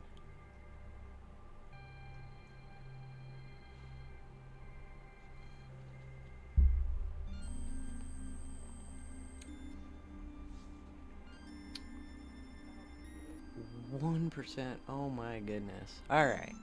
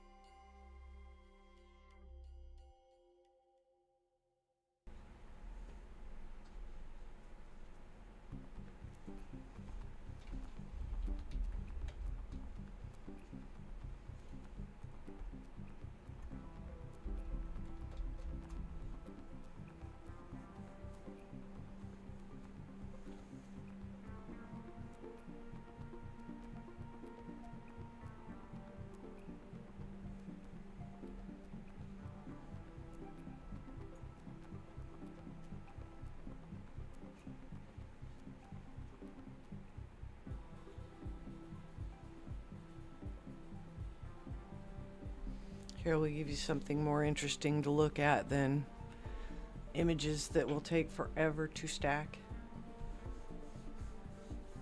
At least for a minute or two.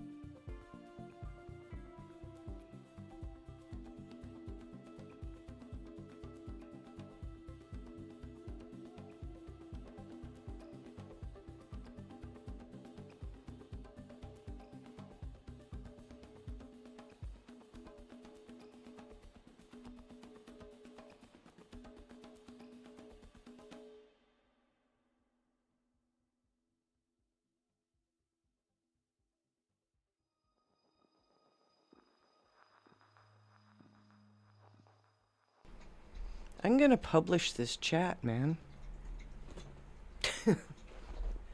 I just saw an alien.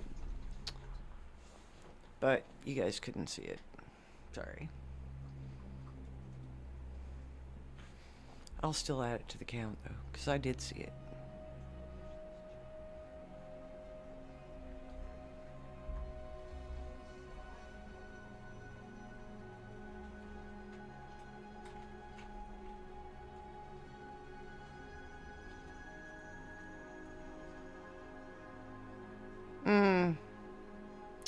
Yeah, that could pose a problem if he does not have an iron.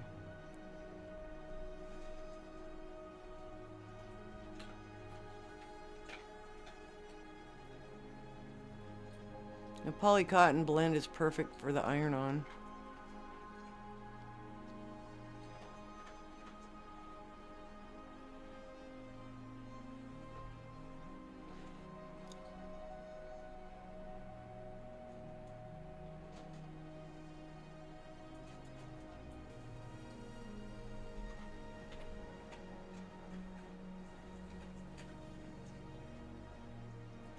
That's terrifying, Nick. We're talking about vinyl heat transfers. And they need a specific temperature to work right. So even a standard iron doesn't quite work the way it should.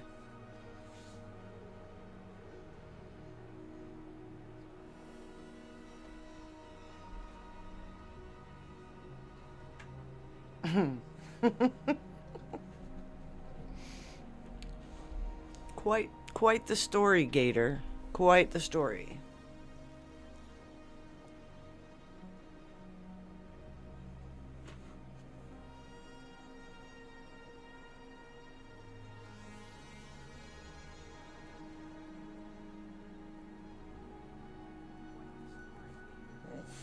Mm-mm.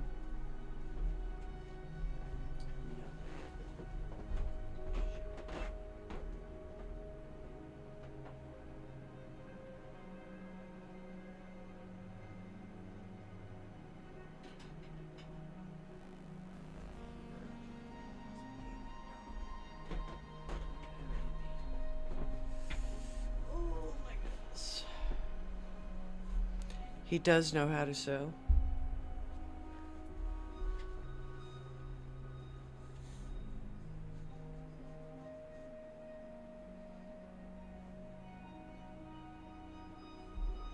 Mm-mm.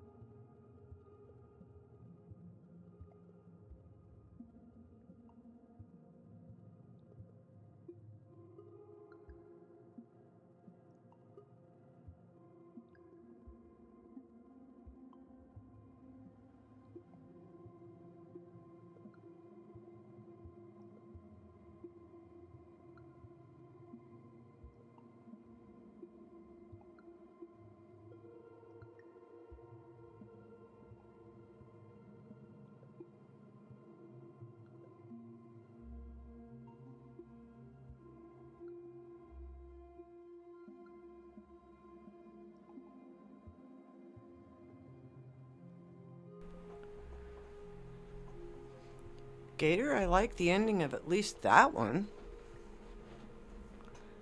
At least part of the ending. The part where I have a whole bunch of money to just go blow somewhere.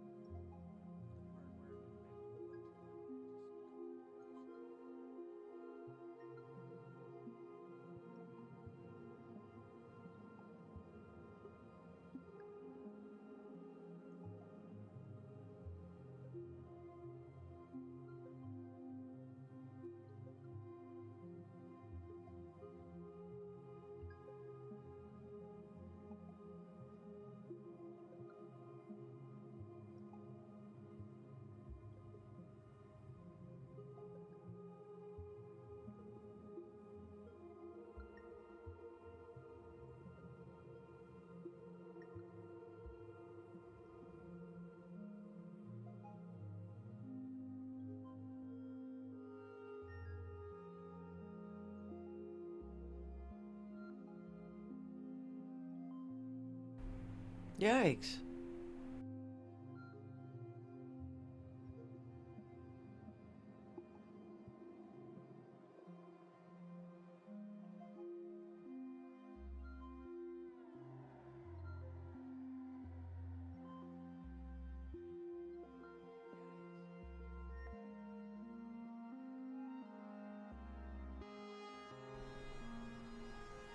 Yeah, that's totally savage.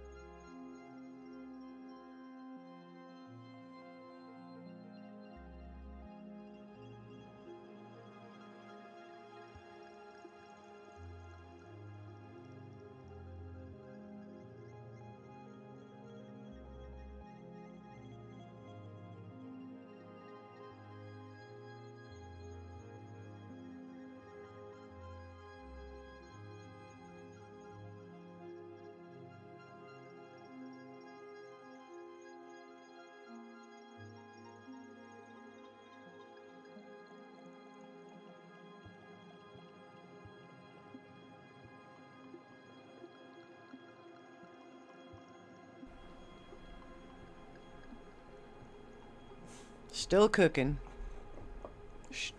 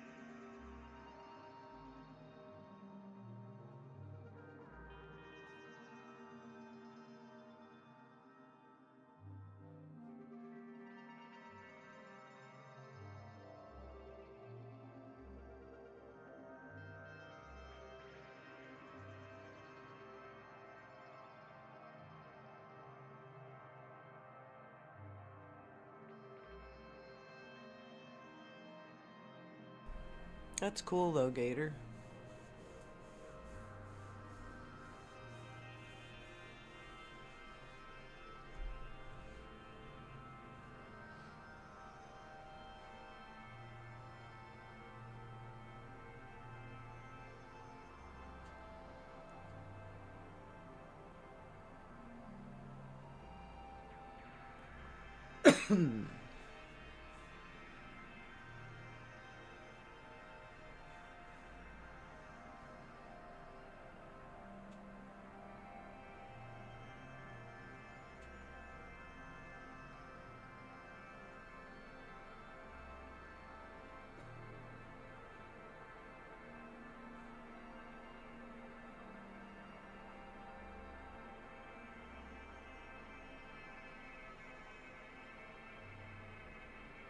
That'd be kind of fun, G.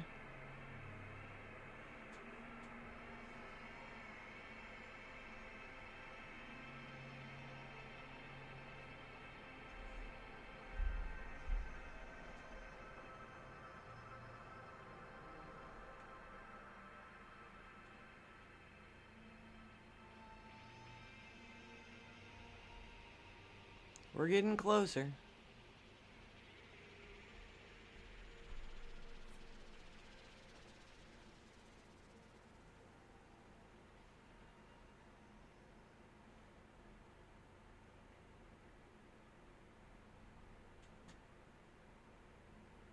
Welcome in, Kendall. Good to see you.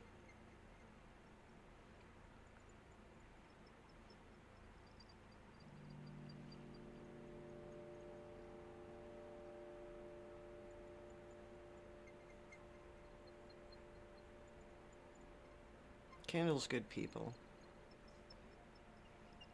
How are you this fine evening, Mr. Midwest? Or not Midwest? Northwest? That's it. Yeah, Northwest.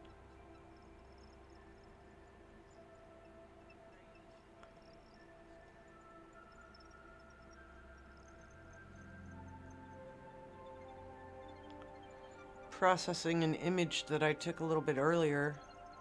Figured I'd just throw the slideshow out there for a minute. Such an interesting taste of everything that this telescope has gifted me with the ability to look at and share with you guys.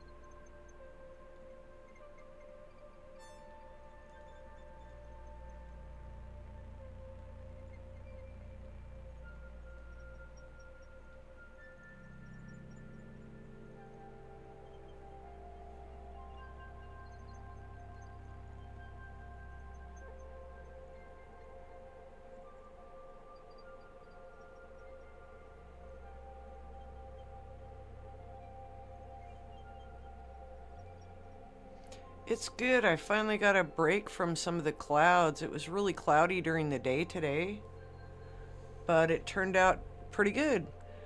So we're all gonna look at this at the same time. We're all gonna look at this together. We're gonna see what I got from earlier. It's conventional, basically.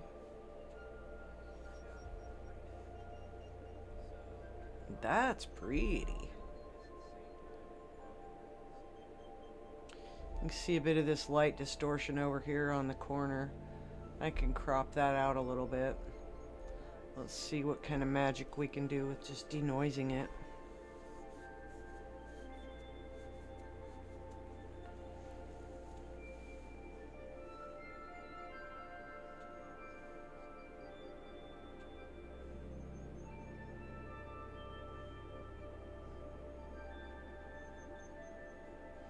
Oh, wow.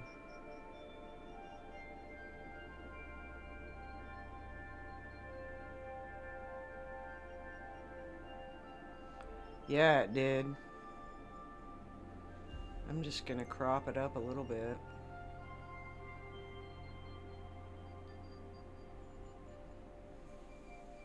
Keep it its original shape. Let's see. I have to stand up and actually do it.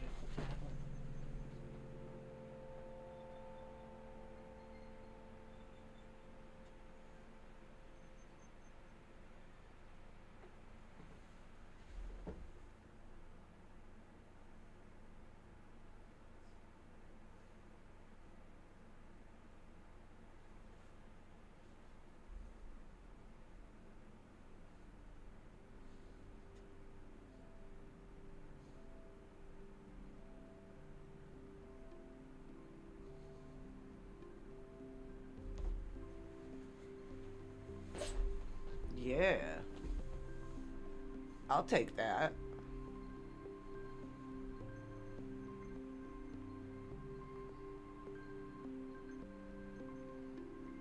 And that's gonna get put into the rotation.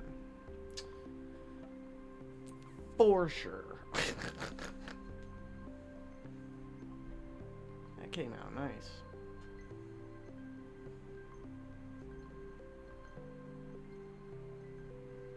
There we go. Yeah. That turned out really cool. I'm quite happy with that. Yeah, it definitely looks like a flame. Without a doubt. I like all the extra light colored nebulas around those really bright stars.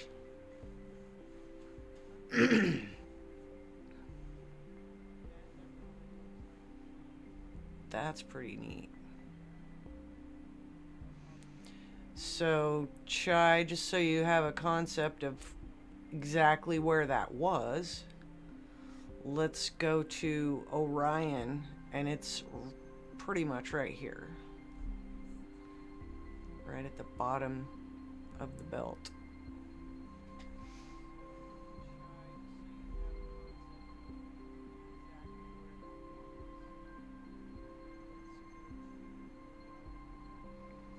So I think there might be some other ones that I might want to have a looky-loo at, because that one turned out quite nice.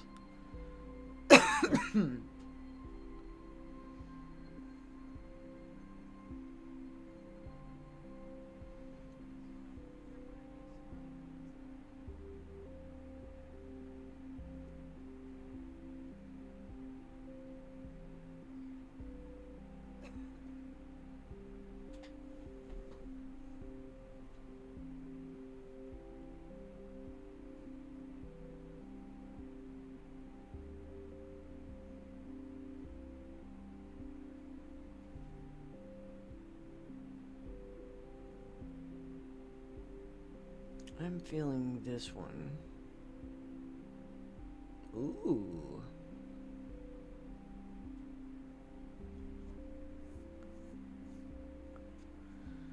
I might have zero chance at all to see anything here, but I mean, all I can do is try.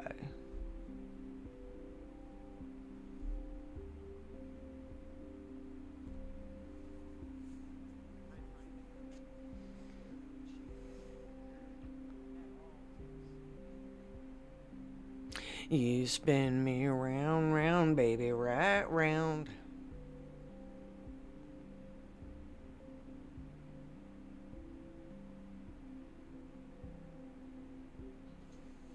Oh, I guess. Yeah.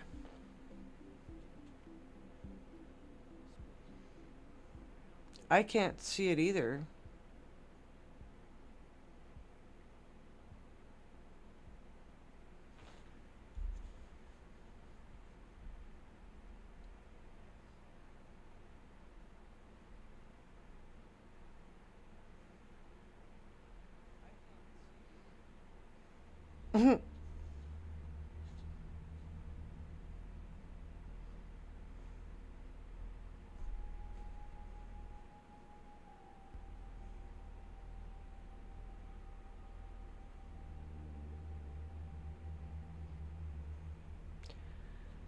I love how the telescope just says, "Oh, I'm not calibrated, so let me go do that for you, thanks."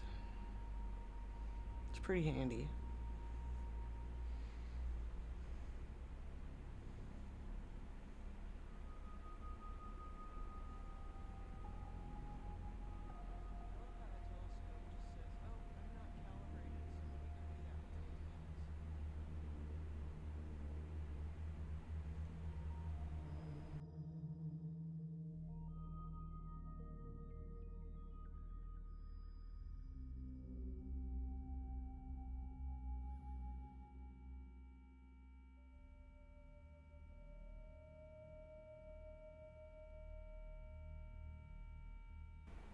Wouldn't I bot do too? Now, I mean, huh?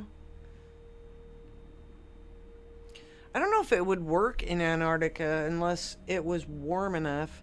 Like I was saying before, when I took it out at very, very cold temperatures, the battery would yell at me. It would say it was too cold to charge. So.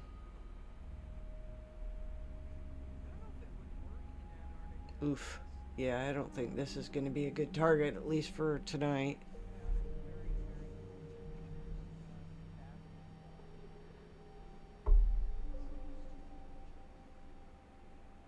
Okay, Jupiter or the moon?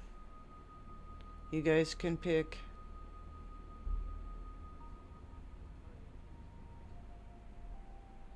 Jupiter or the moon?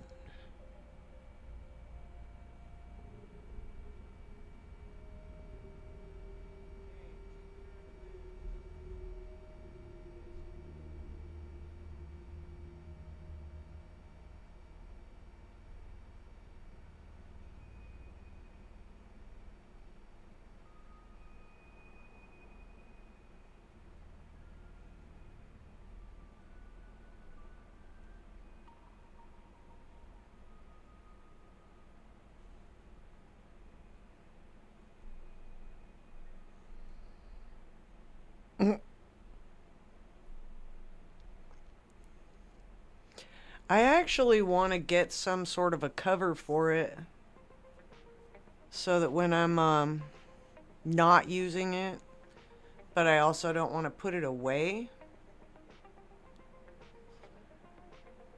it needs to have like a little over jacket. Seriously, the grocery store bag probably is not the best choice.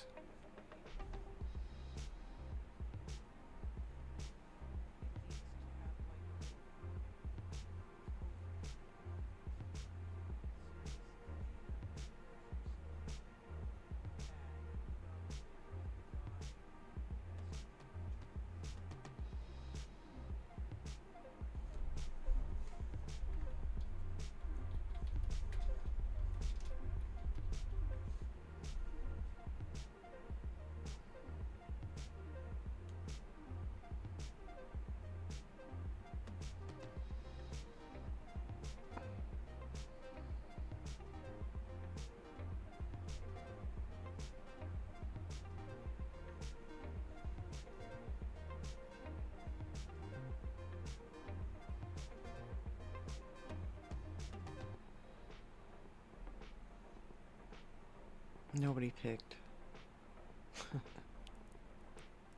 So I picked.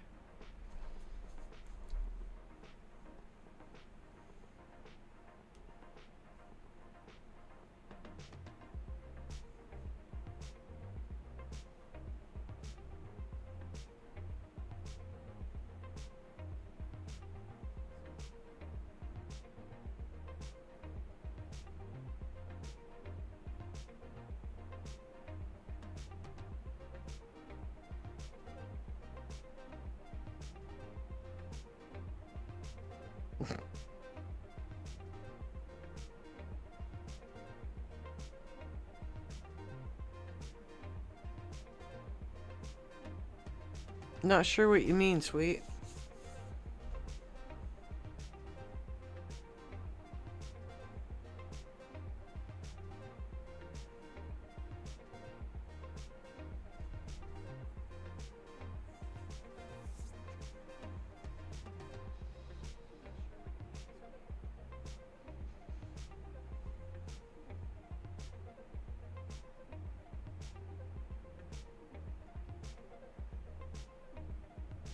Oh, check it out. The moon has come out of hiding.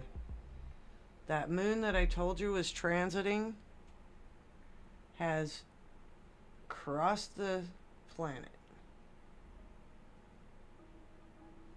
Can you see it?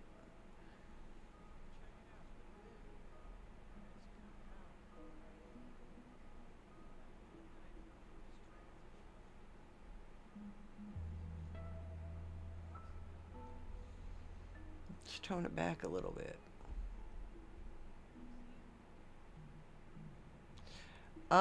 I don't know that I could track the space station with this. I think it's probably a little too fast.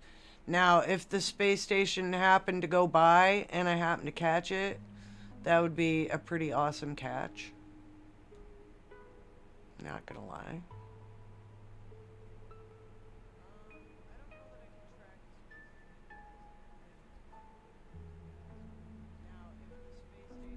Okay, you guys see the moon? Yep. Not the bottom right, but the one right next to it, yeah.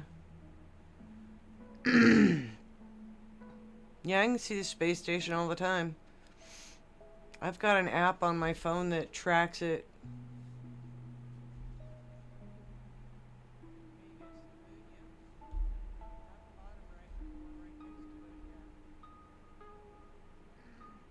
Oh my god. Here we go again.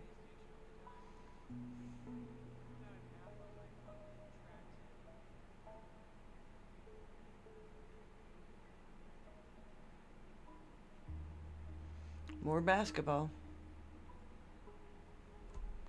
Need my Globetrotters music again.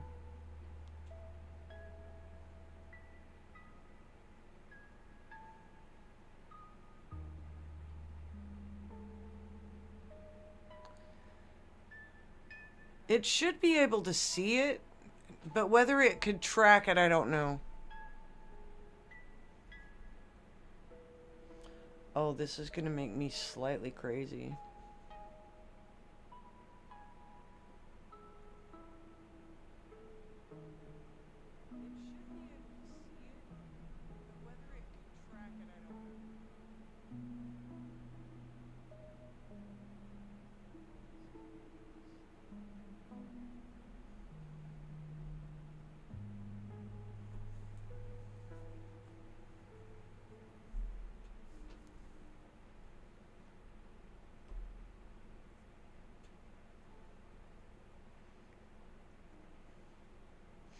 Okay, I think I know what's going on when it's doing that bouncy bouncy. I think it's catching a tree or something. Even though I know it's pretty high. Yeah, so Gator, I'm pretty sure it would be able to see it, but whether the telescope doesn't have like a tracker or something like that on it. Not for the space station.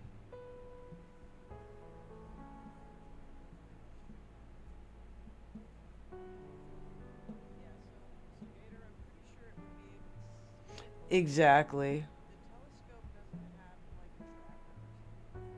Which would still be awfully cool.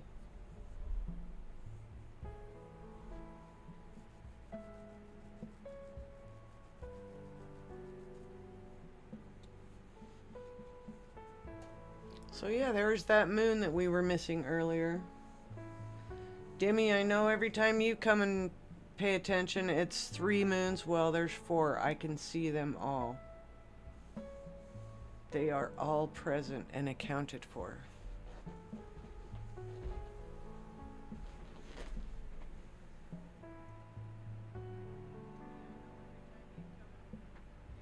Oh, I seriously hate it when that happens. There we go.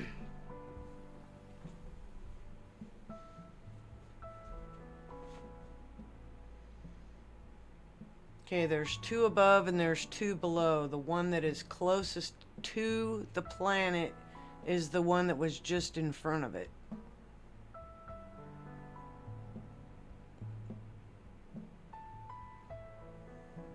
Very, very close.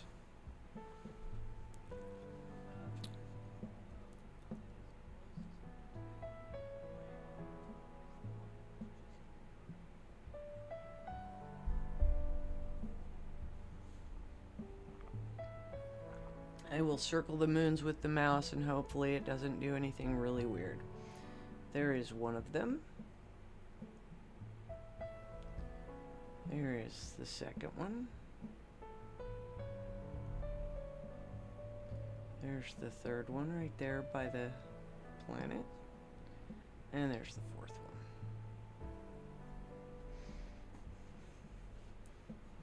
Do you see them all now?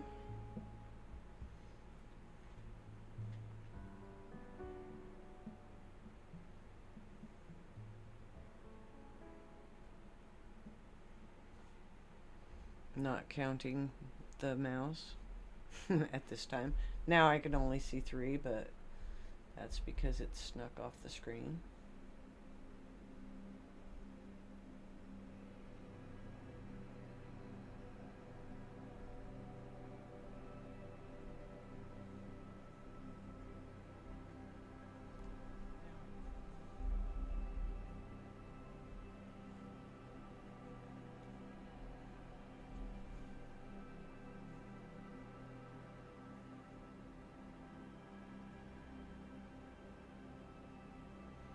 Sorry about that drift there. That's kind of annoying. That's kind of my fault too. Sorry. Sorry.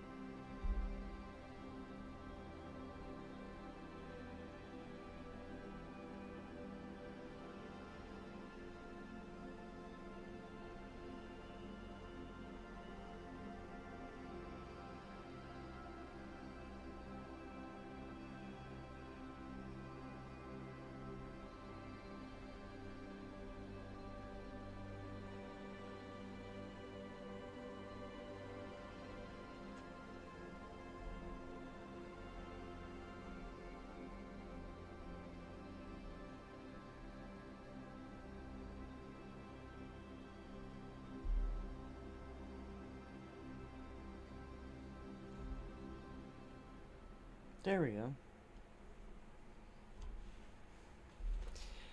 It's funny how that works out, actually, Nicholas. That's pretty much exactly how it works out. There's actually been one reasonably decent night that I just couldn't make myself go outside because it was really super cold. And, yeah. There's literally been only one night that I've said, nope, I can't do it. But most other nights I'll slip out there if I've got at least a couple hours that I can park it outside.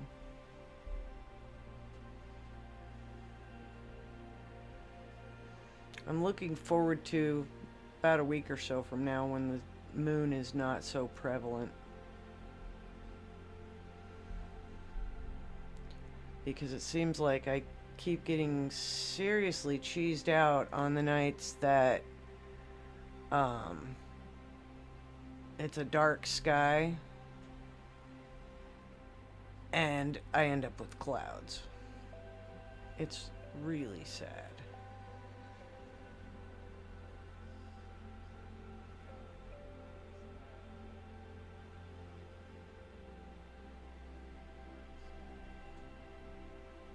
I know, I'm up past my bedtime.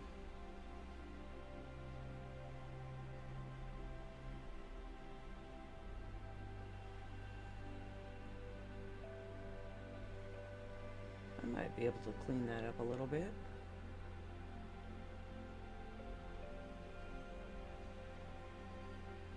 We'll try it. We'll mess with it later.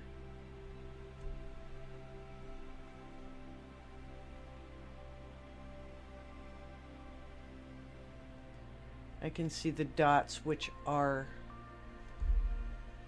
the moons.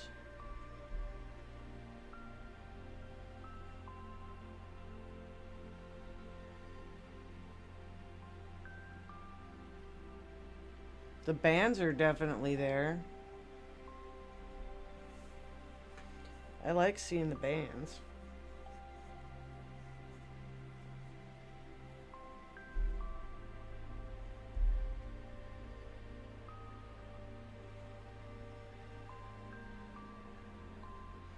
Let's see, what else might be out there?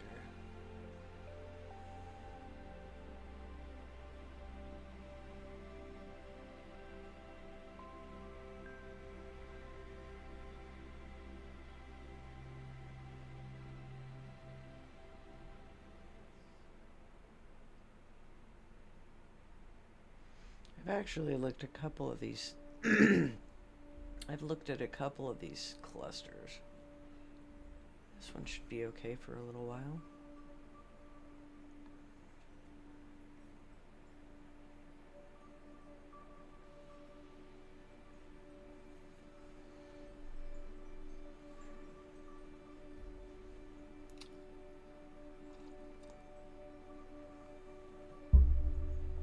I know I've looked at this before.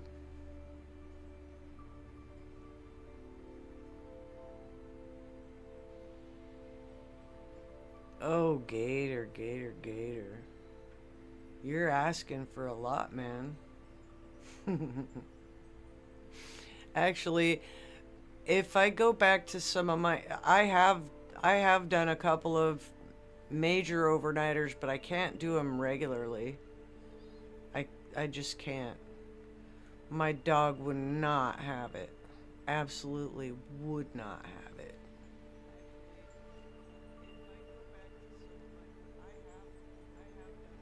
You turn me round, round, baby, round, round.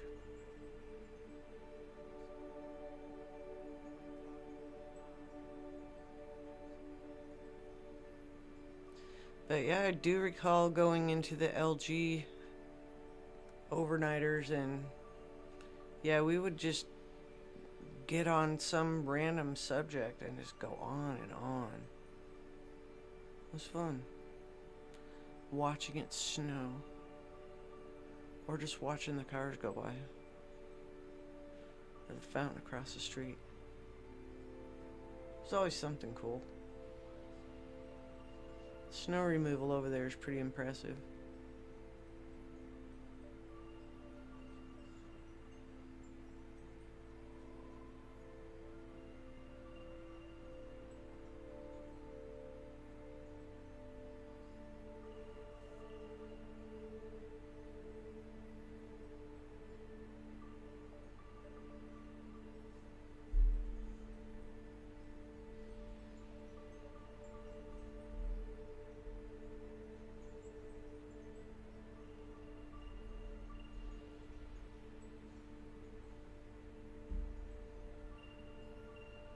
Oh man, I missed it, Dimmy. I totally and completely missed it. I cracked up though, and my dog kept looking around to figure out what was cooking. Couldn't figure out when she went in the kitchen. She couldn't smell anything. And yeah, that was certainly up my alley. I definitely, I wonder if I've contributed any of those, bits of imagery. That was fun. I don't know if it was completely AI or if it was just blended AI. It was good stuff. Made me hungry.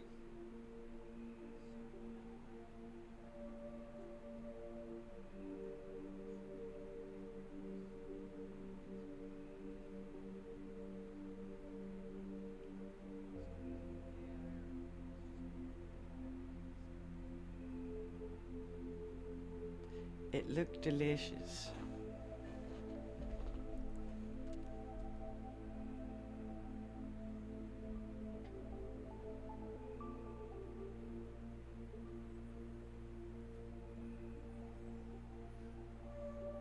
I mean, were the images was all of the pictures and everything, was that all AI or was it just blended by AI? Cuz like I said, it looks like those images looked legit. And this is from someone who eats an awful lot of bacon. It is a food group here. In fact, it's probably a breakfast food group for tomorrow. Because yeah, I got bacon. It's still good. It looked yummy.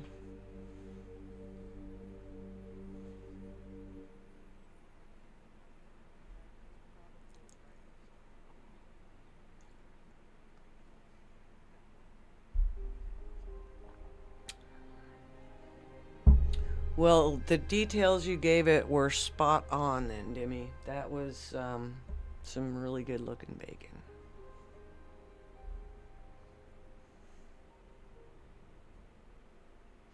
Dimmy, I could not live at your house because if there's no bacon in your house, I can't live there. I'm sorry. Or maybe, maybe you're not sorry.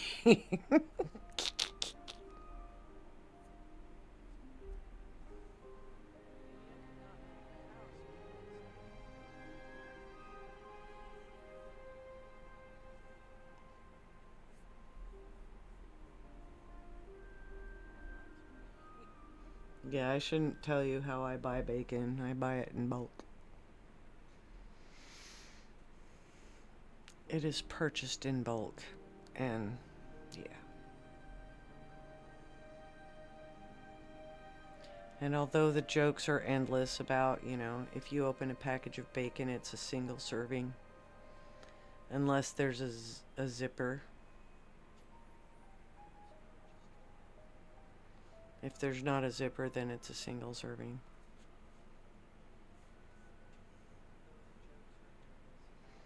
I thought that sounded legitimate.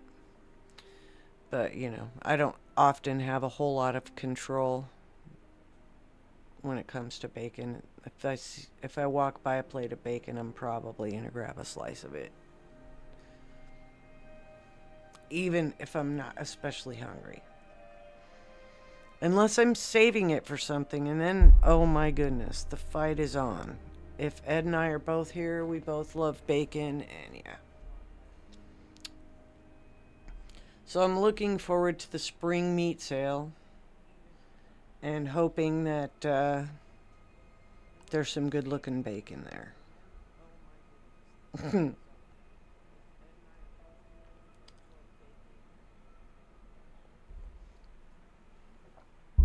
I absolutely love bacon, buddy. Nicholas, Dimmy put out a premiere, I believe it was last weekend. No, I got 2 5-pound slabs at a time.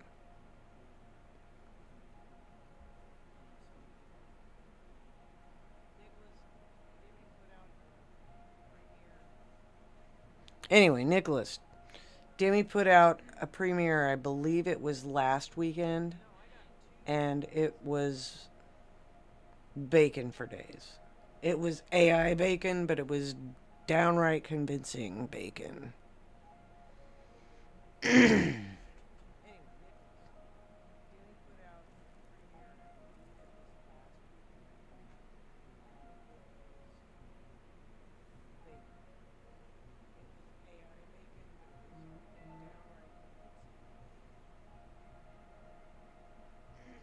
See, I totally missed out. And I was home, but I was pretty much not near my phone. I was brain dead playing a video game. Oh, good. I'll just ride with you. I have pretty much a open open license to get as much meat as I feel like dealing with putting away. So that's the only caveat to me going to the meat sale, is I have to be willing to put it away. If I can't do that, what?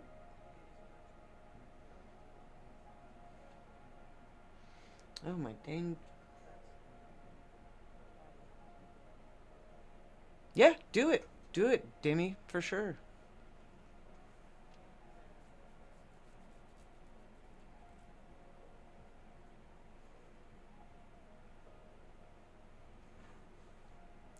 Well, next time you're going to do a live like that, give me a holler. Just send me a text message, because I think my phone was even away from my person, but it would have eventually bugged Ed enough that he would have said something.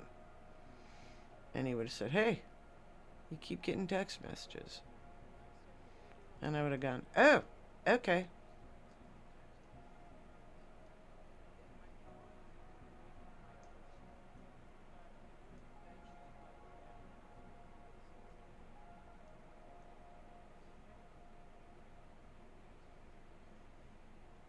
I think I was protesting being in the office that day. I felt like being on vacation, so I went and played video games. And Gator's like, are you okay? I'm like, yeah. Yeah, I know. OBS is fun. I likes me some OBS. That's what this is all running on.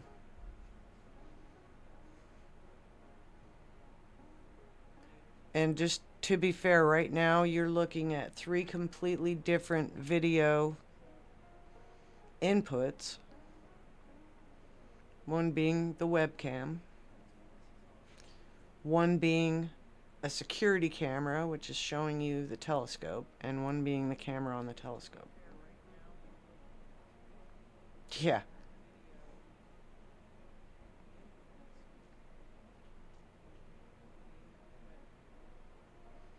And then like the slideshows, you can set up your slideshows just super crazy. Another one, Demi, another person to talk to about OBS is Rich over in the cave. That's what he uses too.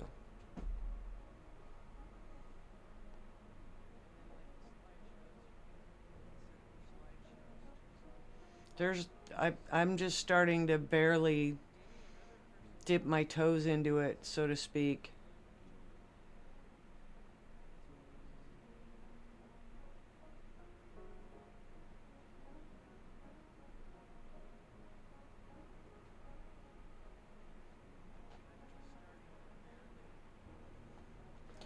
Yeah, Gator, you need to have kind of a beast of a computer to do some of the stuff. That's one of the reasons why we had to upgrade our computer, is because OBS was no way going to be able to do it.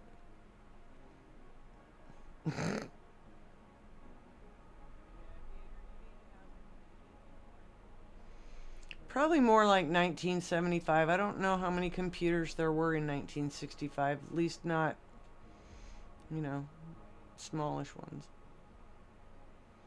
75, maybe 85. That's pushing it.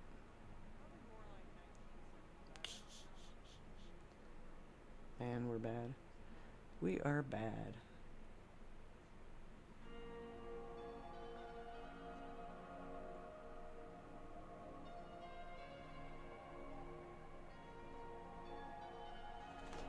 Yeah, we upgraded our computer so we could properly stream after the first couple of attempts. It just wasn't working out. We had to come to the conclusion and that it was literally the computer that was not playing nice.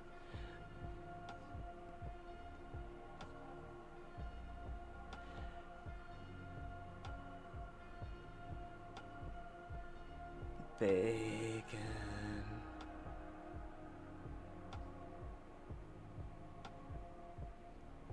So did I, Gator.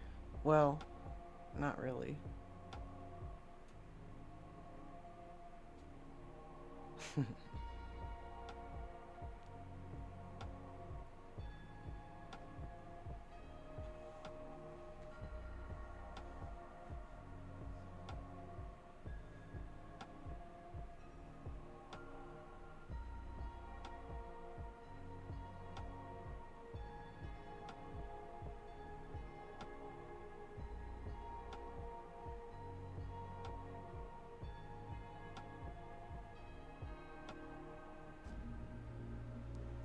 She blames you.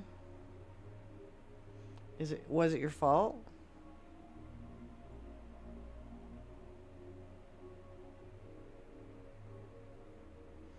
It is nice ASMR. Literally, my dog was hungry.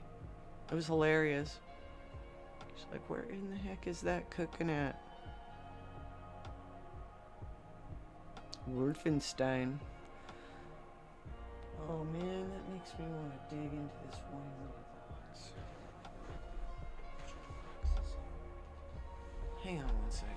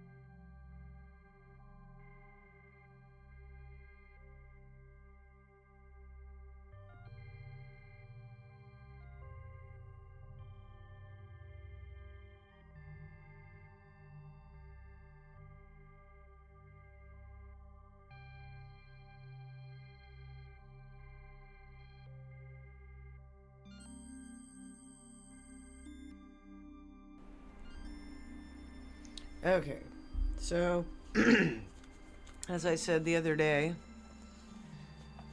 or as I said earlier, I was playing a video game. Not the video games that I'm going to show you my super nerdy obsession with, but here's one of my little video game thingies. It's the Vault-Tec special guide. And this only came with, you know, hard copy games. So there's of course this one.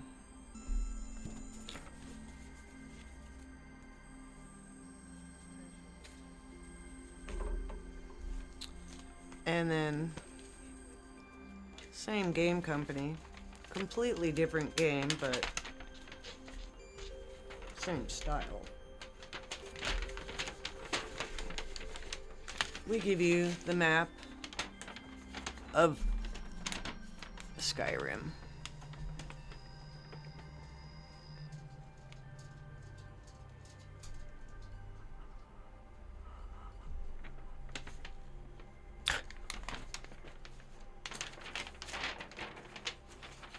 Inserts from old games that I literally stumbled upon not too long ago.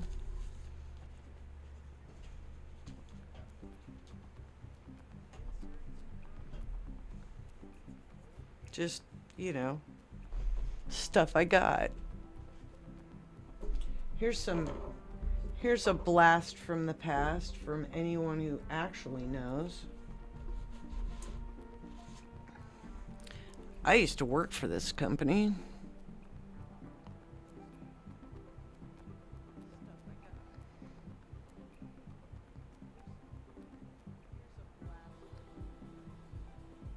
Before they went under.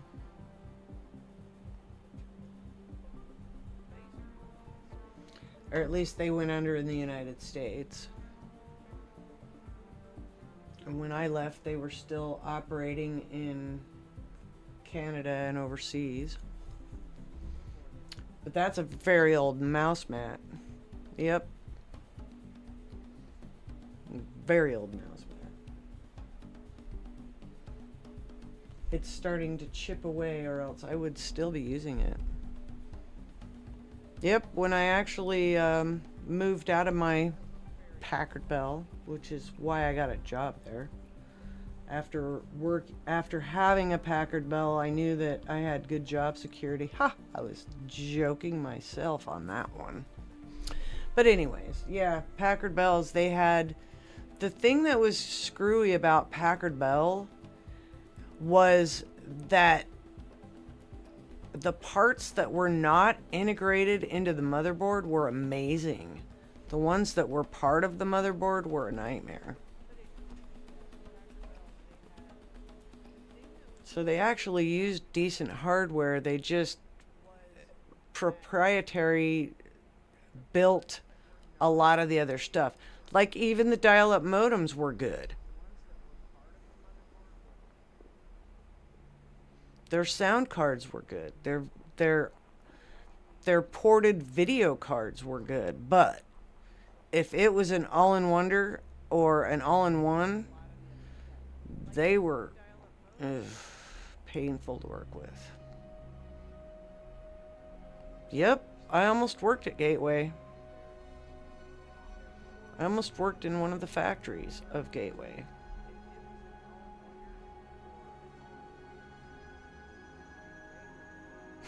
Yep.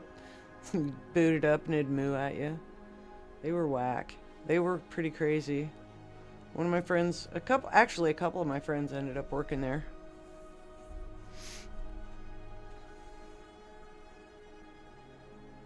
I guess to be fair, I'm glad I didn't end up working there. It wouldn't have gone well because they weren't there for very long either. I never had a Gateway. I've worked on gateways. I've used gateways, but I never had one. I had a Packard Bell, and then I acquired another Packard Bell,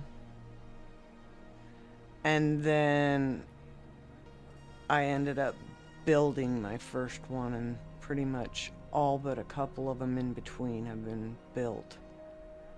And this one we spec'd out and just had built, you know, bought it pretty much out of the box as is. You could select how much hard drive space you wanted, and and the video capability. So you could either go one direction or another.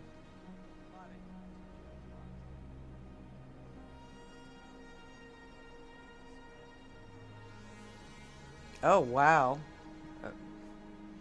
That's crazy, Nicholas. Not that I want to run out and go buy one. I'm pretty cool with this sexy thing sitting next to me. It's actually a good looking PC. I did a unboxing. If I'm not mistaken, I did it live.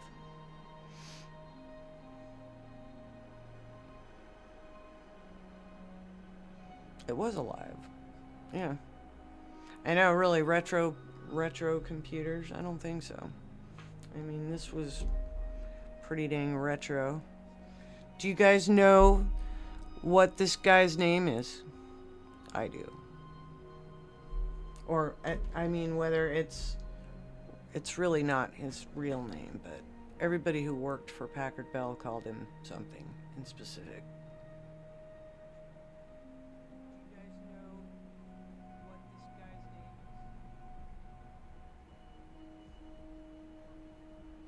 I'll give you a hint. R.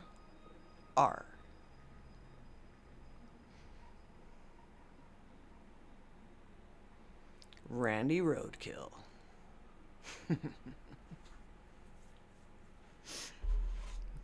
At least those of us that worked for Packard Bell called this guy Randy Roadkill. Doesn't it look like he sort of like stopped really suddenly?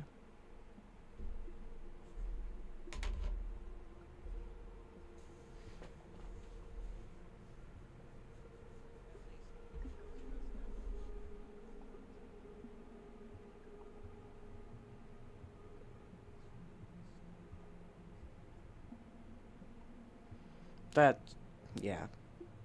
And I didn't even work. I worked for Packard Bell for a little bit, and then I went back to work in the same building for a different company. And when it came right down to it, I was doing support on old Packard Bell machines anyways. So I guess all the training that I got when I worked for Packard Bell and before that was early training to, work on them when they're completely legacy.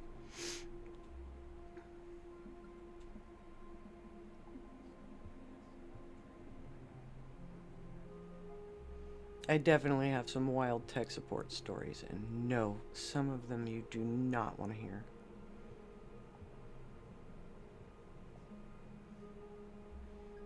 Some of them you might, but yeah, for some other time, I'm sure.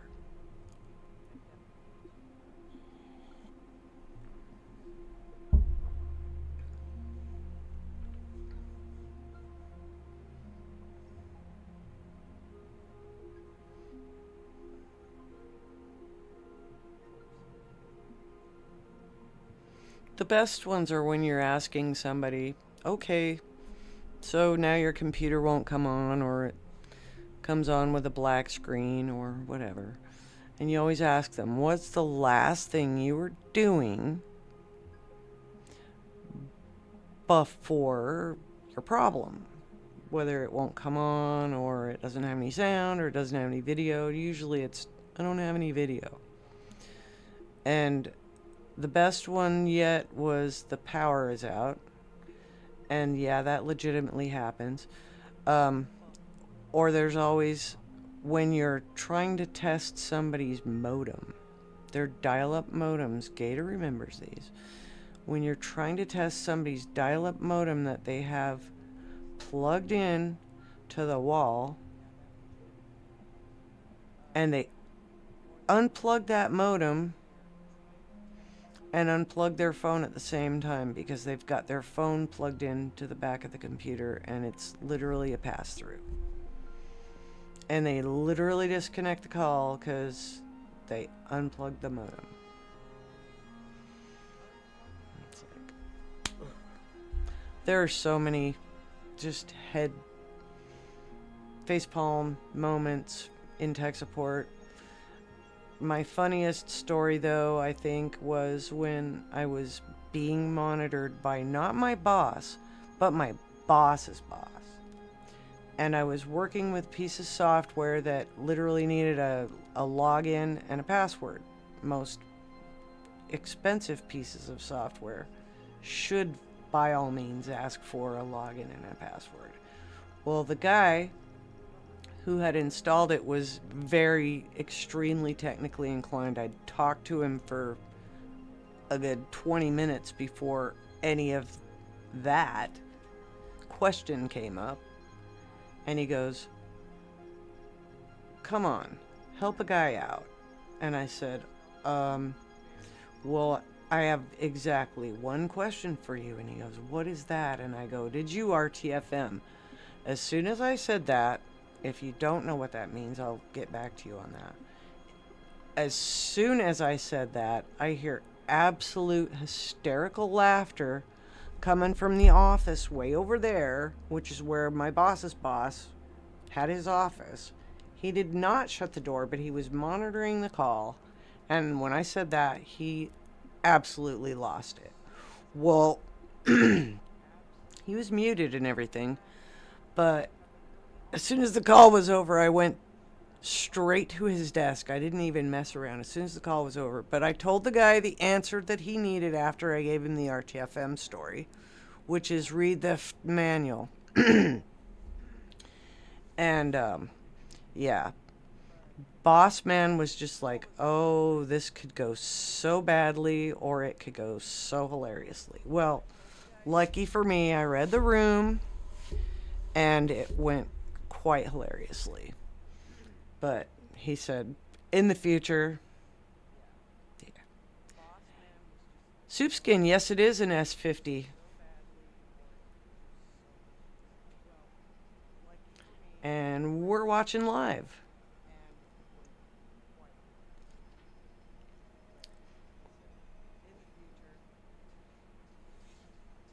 Welcome in.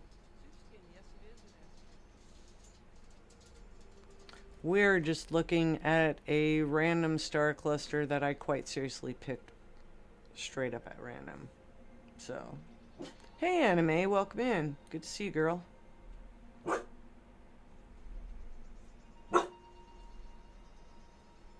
Oh, nice. They're fun. You're gonna love it. Lots and fun. Lots of fun. Here, Soup, I'll give you a taste of what you can look forward to.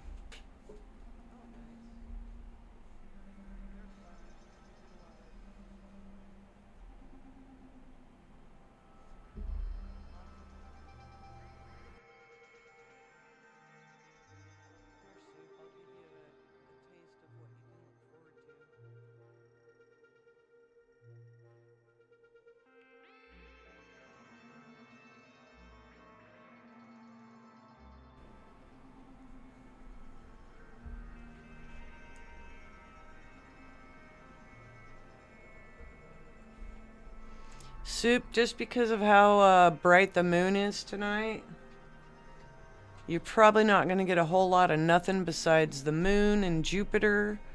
Grab a star cluster or something. That's primarily what I've been poking at tonight. That moon is very unforgiving. It is gorgeous though, so I mean if you can sneak up on the moon, that's also a nice target no matter what. We definitely stared at the moon tonight, stared at Jupiter. I got a pretty cool looking nebula earlier tonight too. I'm gonna have to add it into the slideshow, but it turned out pretty cool.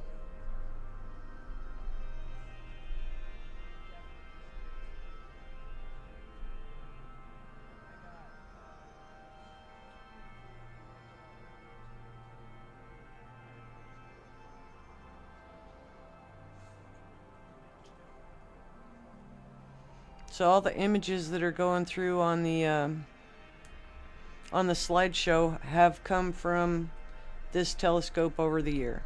I've only had mine for a year. M51 is nice.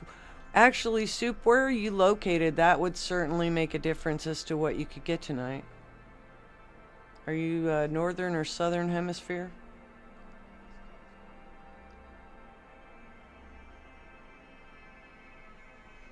We did watch one of the moons of Jupiter transit tonight.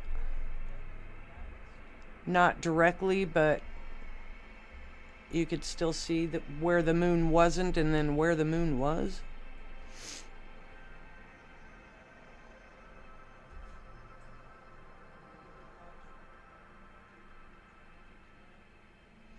I'm looking for a little bit later on, either, I believe, end of this month or first of next month. Well, the end of this month, primarily, I'm looking forward to seeing Venus. Yeah, I'm in about a portal fort here, too. Okay, so yeah, you should be able to see Orion really easily. Anything in Orion. Nice.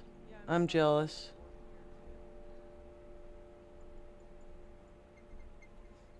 Yeah, getting in on any star parties is always a sweet treat.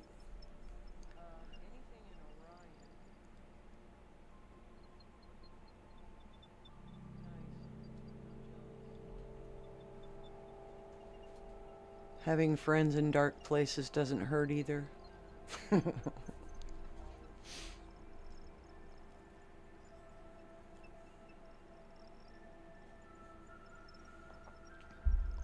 I think directly where I'm at, I'm somewhere between a 4 and a 5 on the Bortle scale.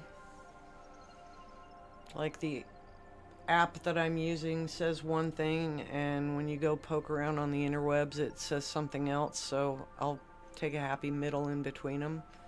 And being what I'm able to get anyway, I'm gonna have to say that, yeah, somewhere in the 4 or 5.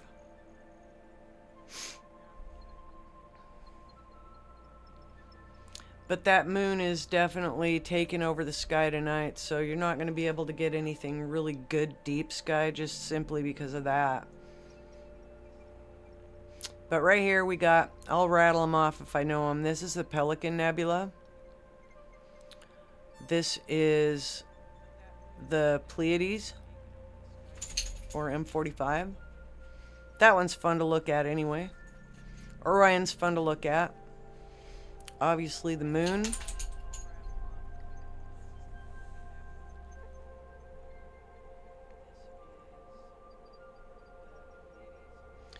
This is some garbage that occurred when I was processing a photo of Comet Swan. And it's basically just shenanigans. Another one of the moon, but this was in not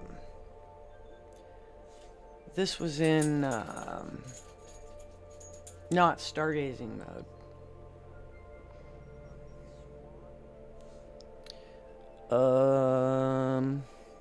Gonna fail my own test right now. I think this is Andromeda, actually. This one is Bode's Galaxy.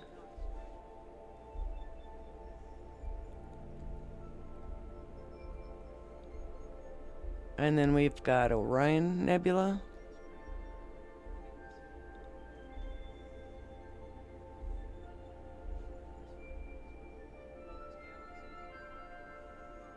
And then I will definitely fail my test, although I think that is, shoot, I just had it in my head. Okay, then we've got Saturn.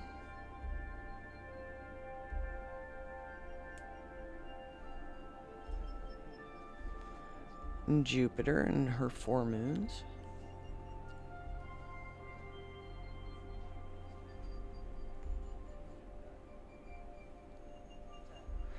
The Horsehead Galaxy, or the Horsehead Nebula, sorry. That was from my last decent adventure out in on a good dark night. The moon again. You behave yourself, little dog.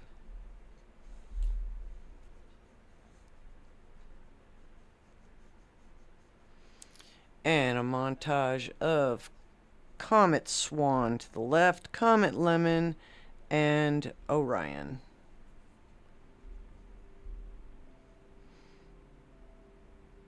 Oh, and that beautiful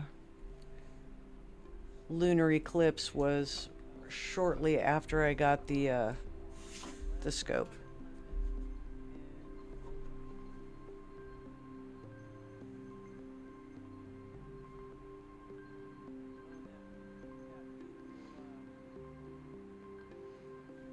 And Soup, just for the record, I did actually do a video. I think I can't remember how long it is, but it was a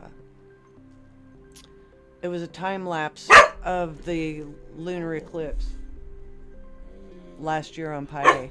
Hey, cat. I gotta beat a dog. I'll be right back. Okay, I'm not really gonna beat a dog, but I gotta stifle a dog.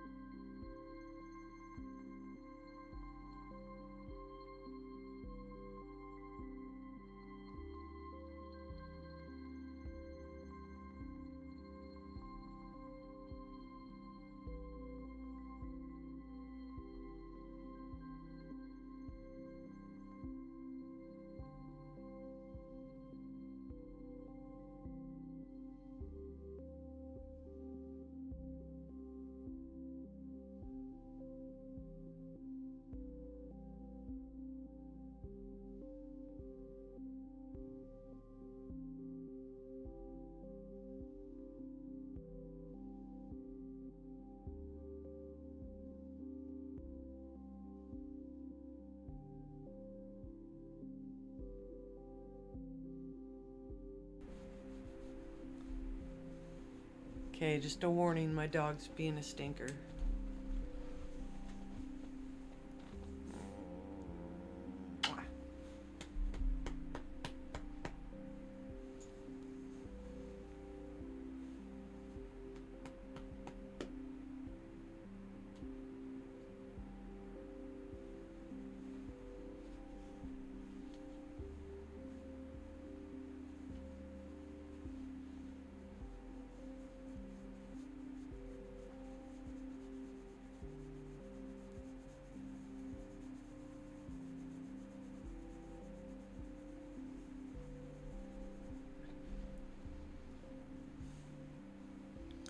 How are you tonight, Kat?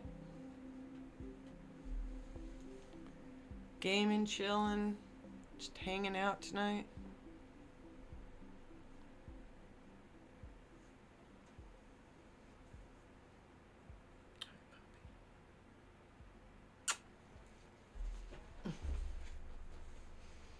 Don't clobber me in the face.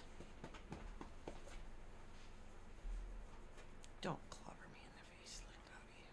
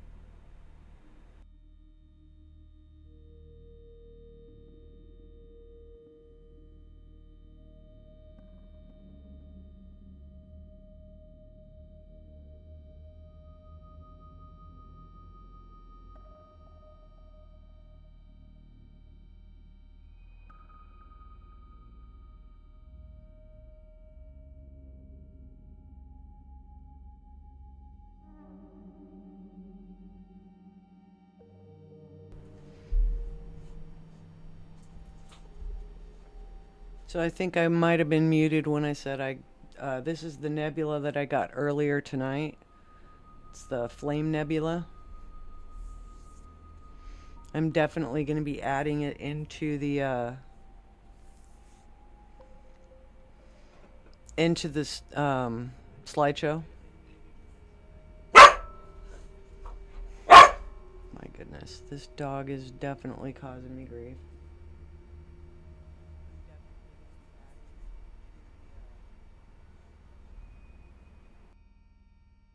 Into this slideshow.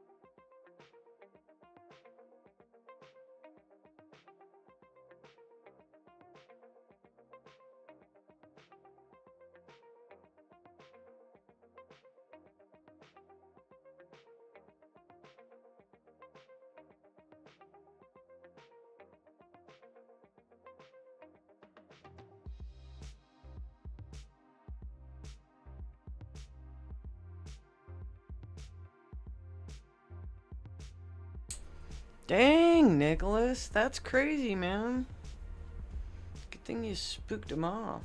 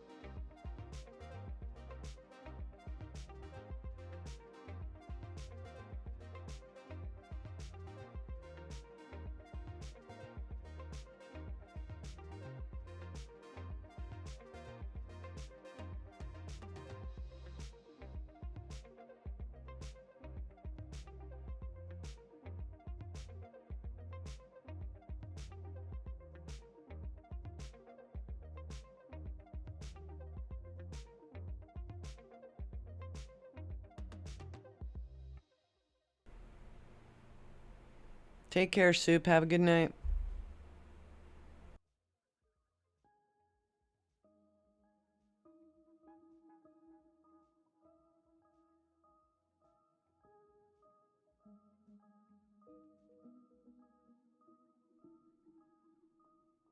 Take care, Soup. Have a good night.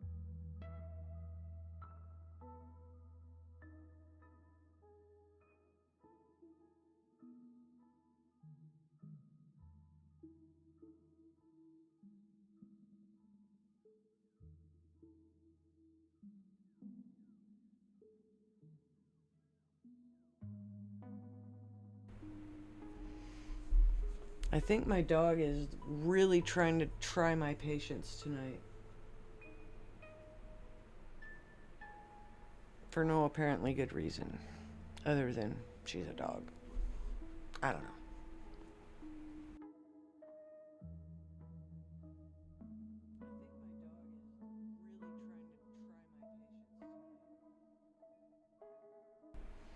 Alright, Dimmy, you have a good night.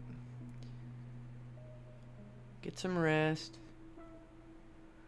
I'm probably gonna call it here pretty soon anyway.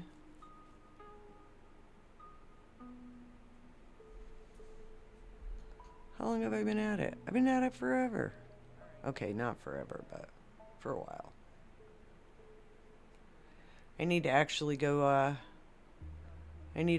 check on the battery situation. I've got 100% on the telescope, but I don't like that to drop.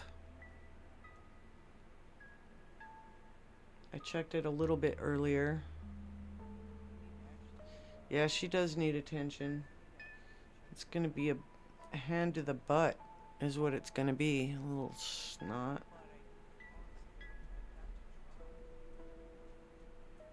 She's been warned. She's been told to behave herself. And sometimes she does, and other times not so much so.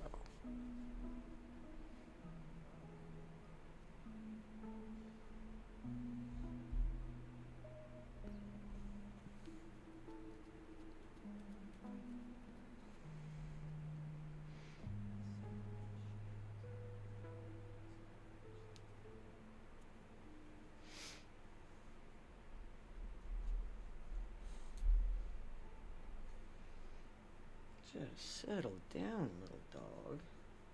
You settle down.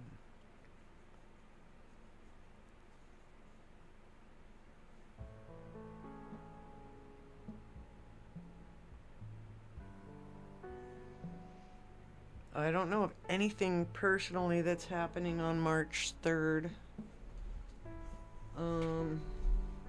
I need to actually catch up on all my February stuff so far. It's a few days in, and I don't even know what's going to be going on in the sky this month, let alone March.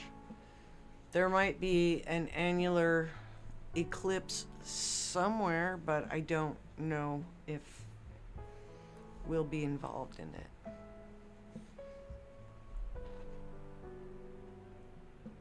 Xena, you need to chill out, little dog.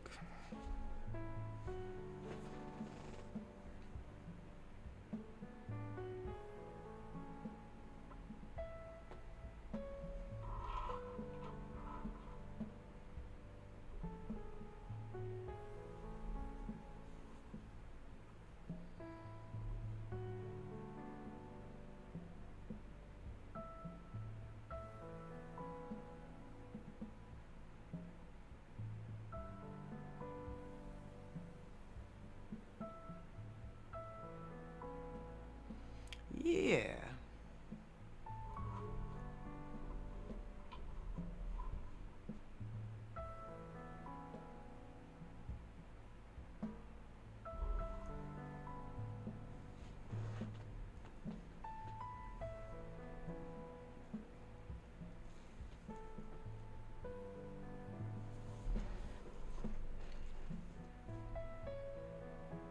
Quit, Xena. Just quit.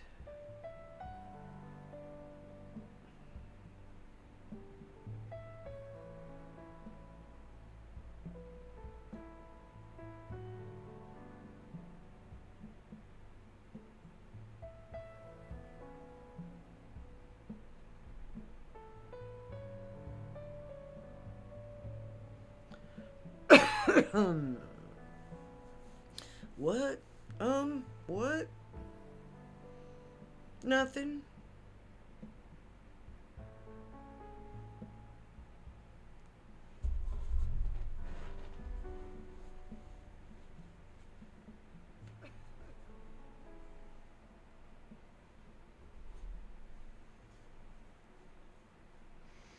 All right, Nicholas, you have a great night yourself. Thanks for coming in.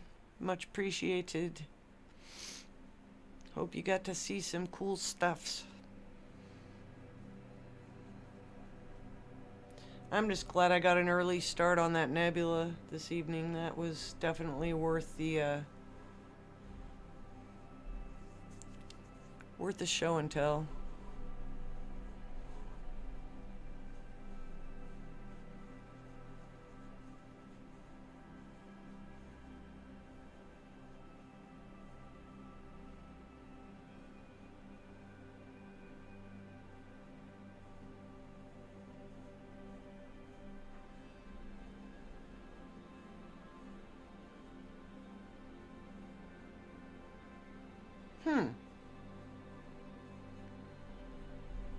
Nice. Oh, come on, Xena. Enough. Enough. Stop.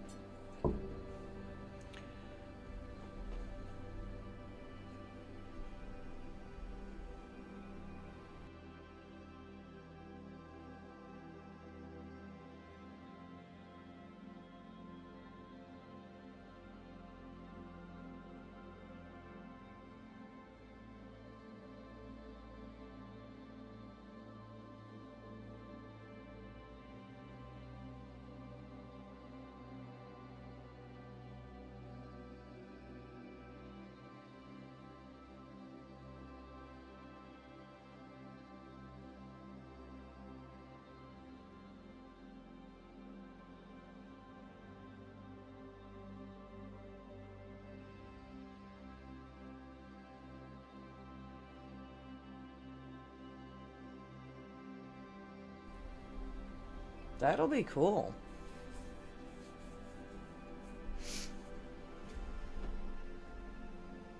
Well, maybe I'll have to up my game and put the equatorial mount on and do it right this time.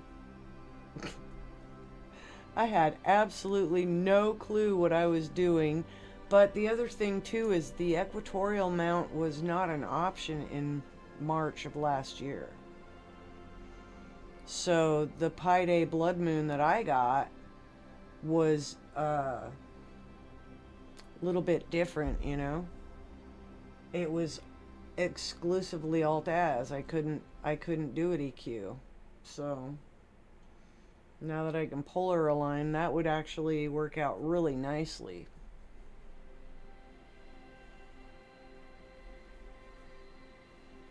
Yeah, the clouds have been painful this last while, man. I don't even know when my last episode was because it's been that far off. It's been a while.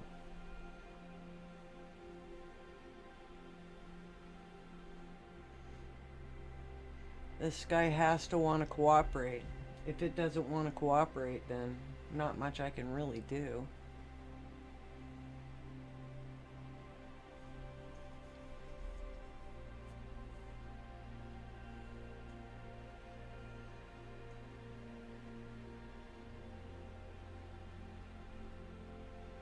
Yes, they do. I mean, we could write to our government, but it's going to have to go higher than local because, yeah. I'm sure there's kickbacks somewhere along the line that, you know. I don't know. I definitely get sick of the contrails in the morning and then the rain in the afternoon. Or you see the contrails, zero clouds, and then suddenly there's clouds, and too dang many of them.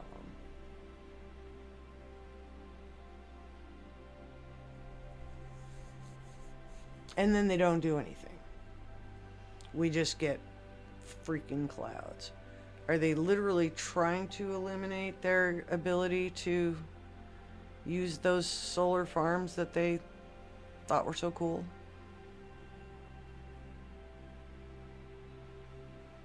I mean, figure it out, boys and girls. You got a nuke plant with propellers and solar panels. Figure it out.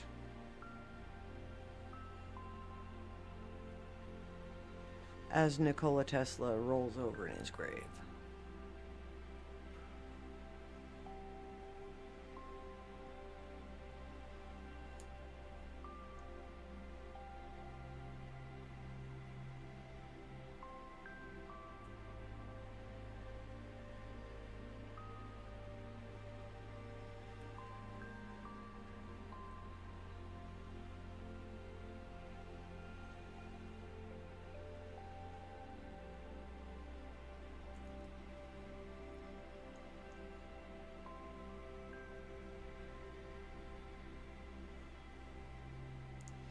I'm going to go outside and get a visual and see why I'm getting all this stacking failure. I mean, granted, I'm not looking at anything ridiculously pertinent or anything, but I'm curious why I'm getting so many stack failures. Is it the angle of it or what's going on? And it could just be the angle. It is in the west. I could be just getting wrecked by a tree.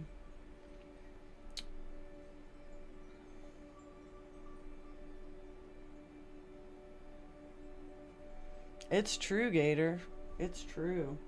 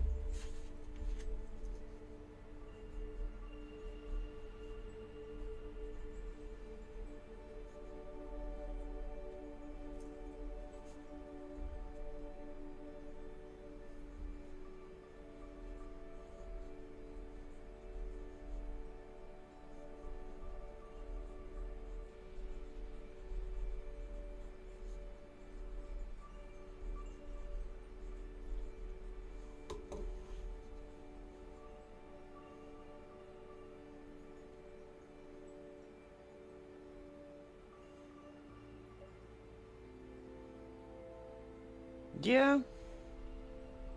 True that, G.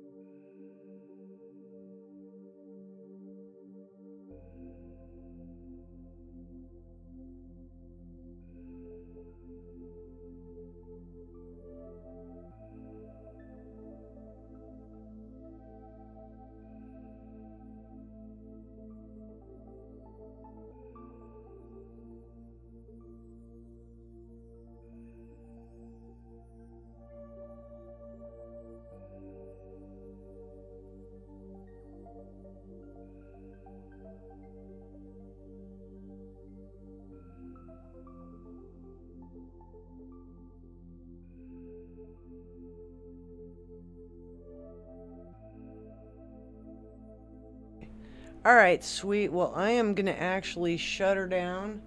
I'm going to go ahead and grab the scope up and call it a night.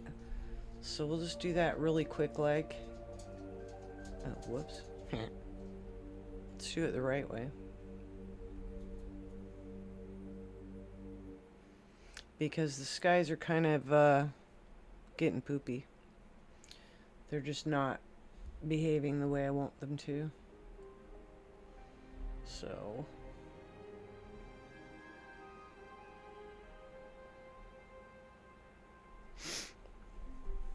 and I'm gonna go out and grab the scope and be back in and shut it all down.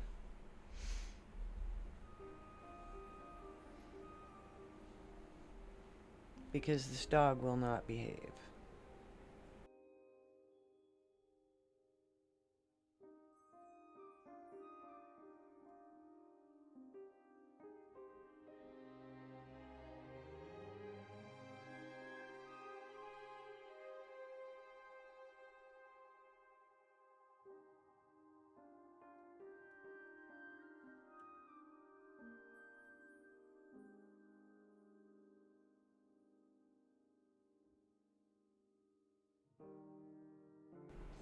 Okay, I'll be right back in, you guys, and then we'll call it a night.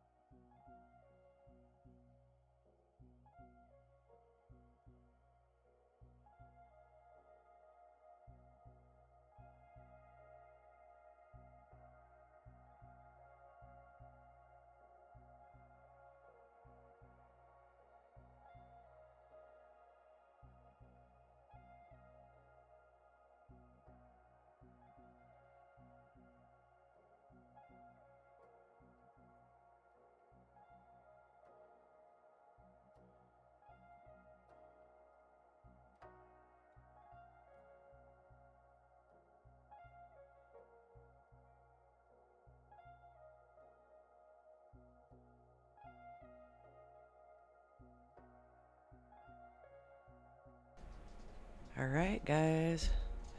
I managed to survive going out and grabbing the scope, so I'm gonna call it a night.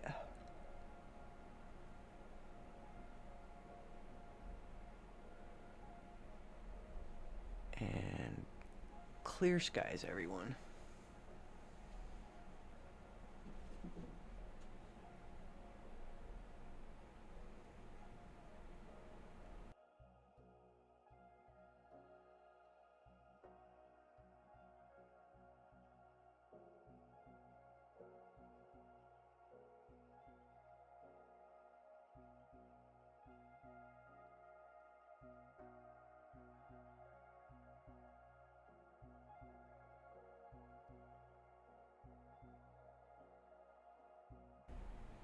Yep, I'm toast. Thrown in the towel. Dog doesn't want to behave. There was a bunch of frost on the legs of the telescope, so yeah, it's time to call it a night. Anyway, thank you guys for coming in. It's been fun. Smash the like. Share if you like. I did post an image of the nebula I got earlier, so it's over on my community wall. Enjoy.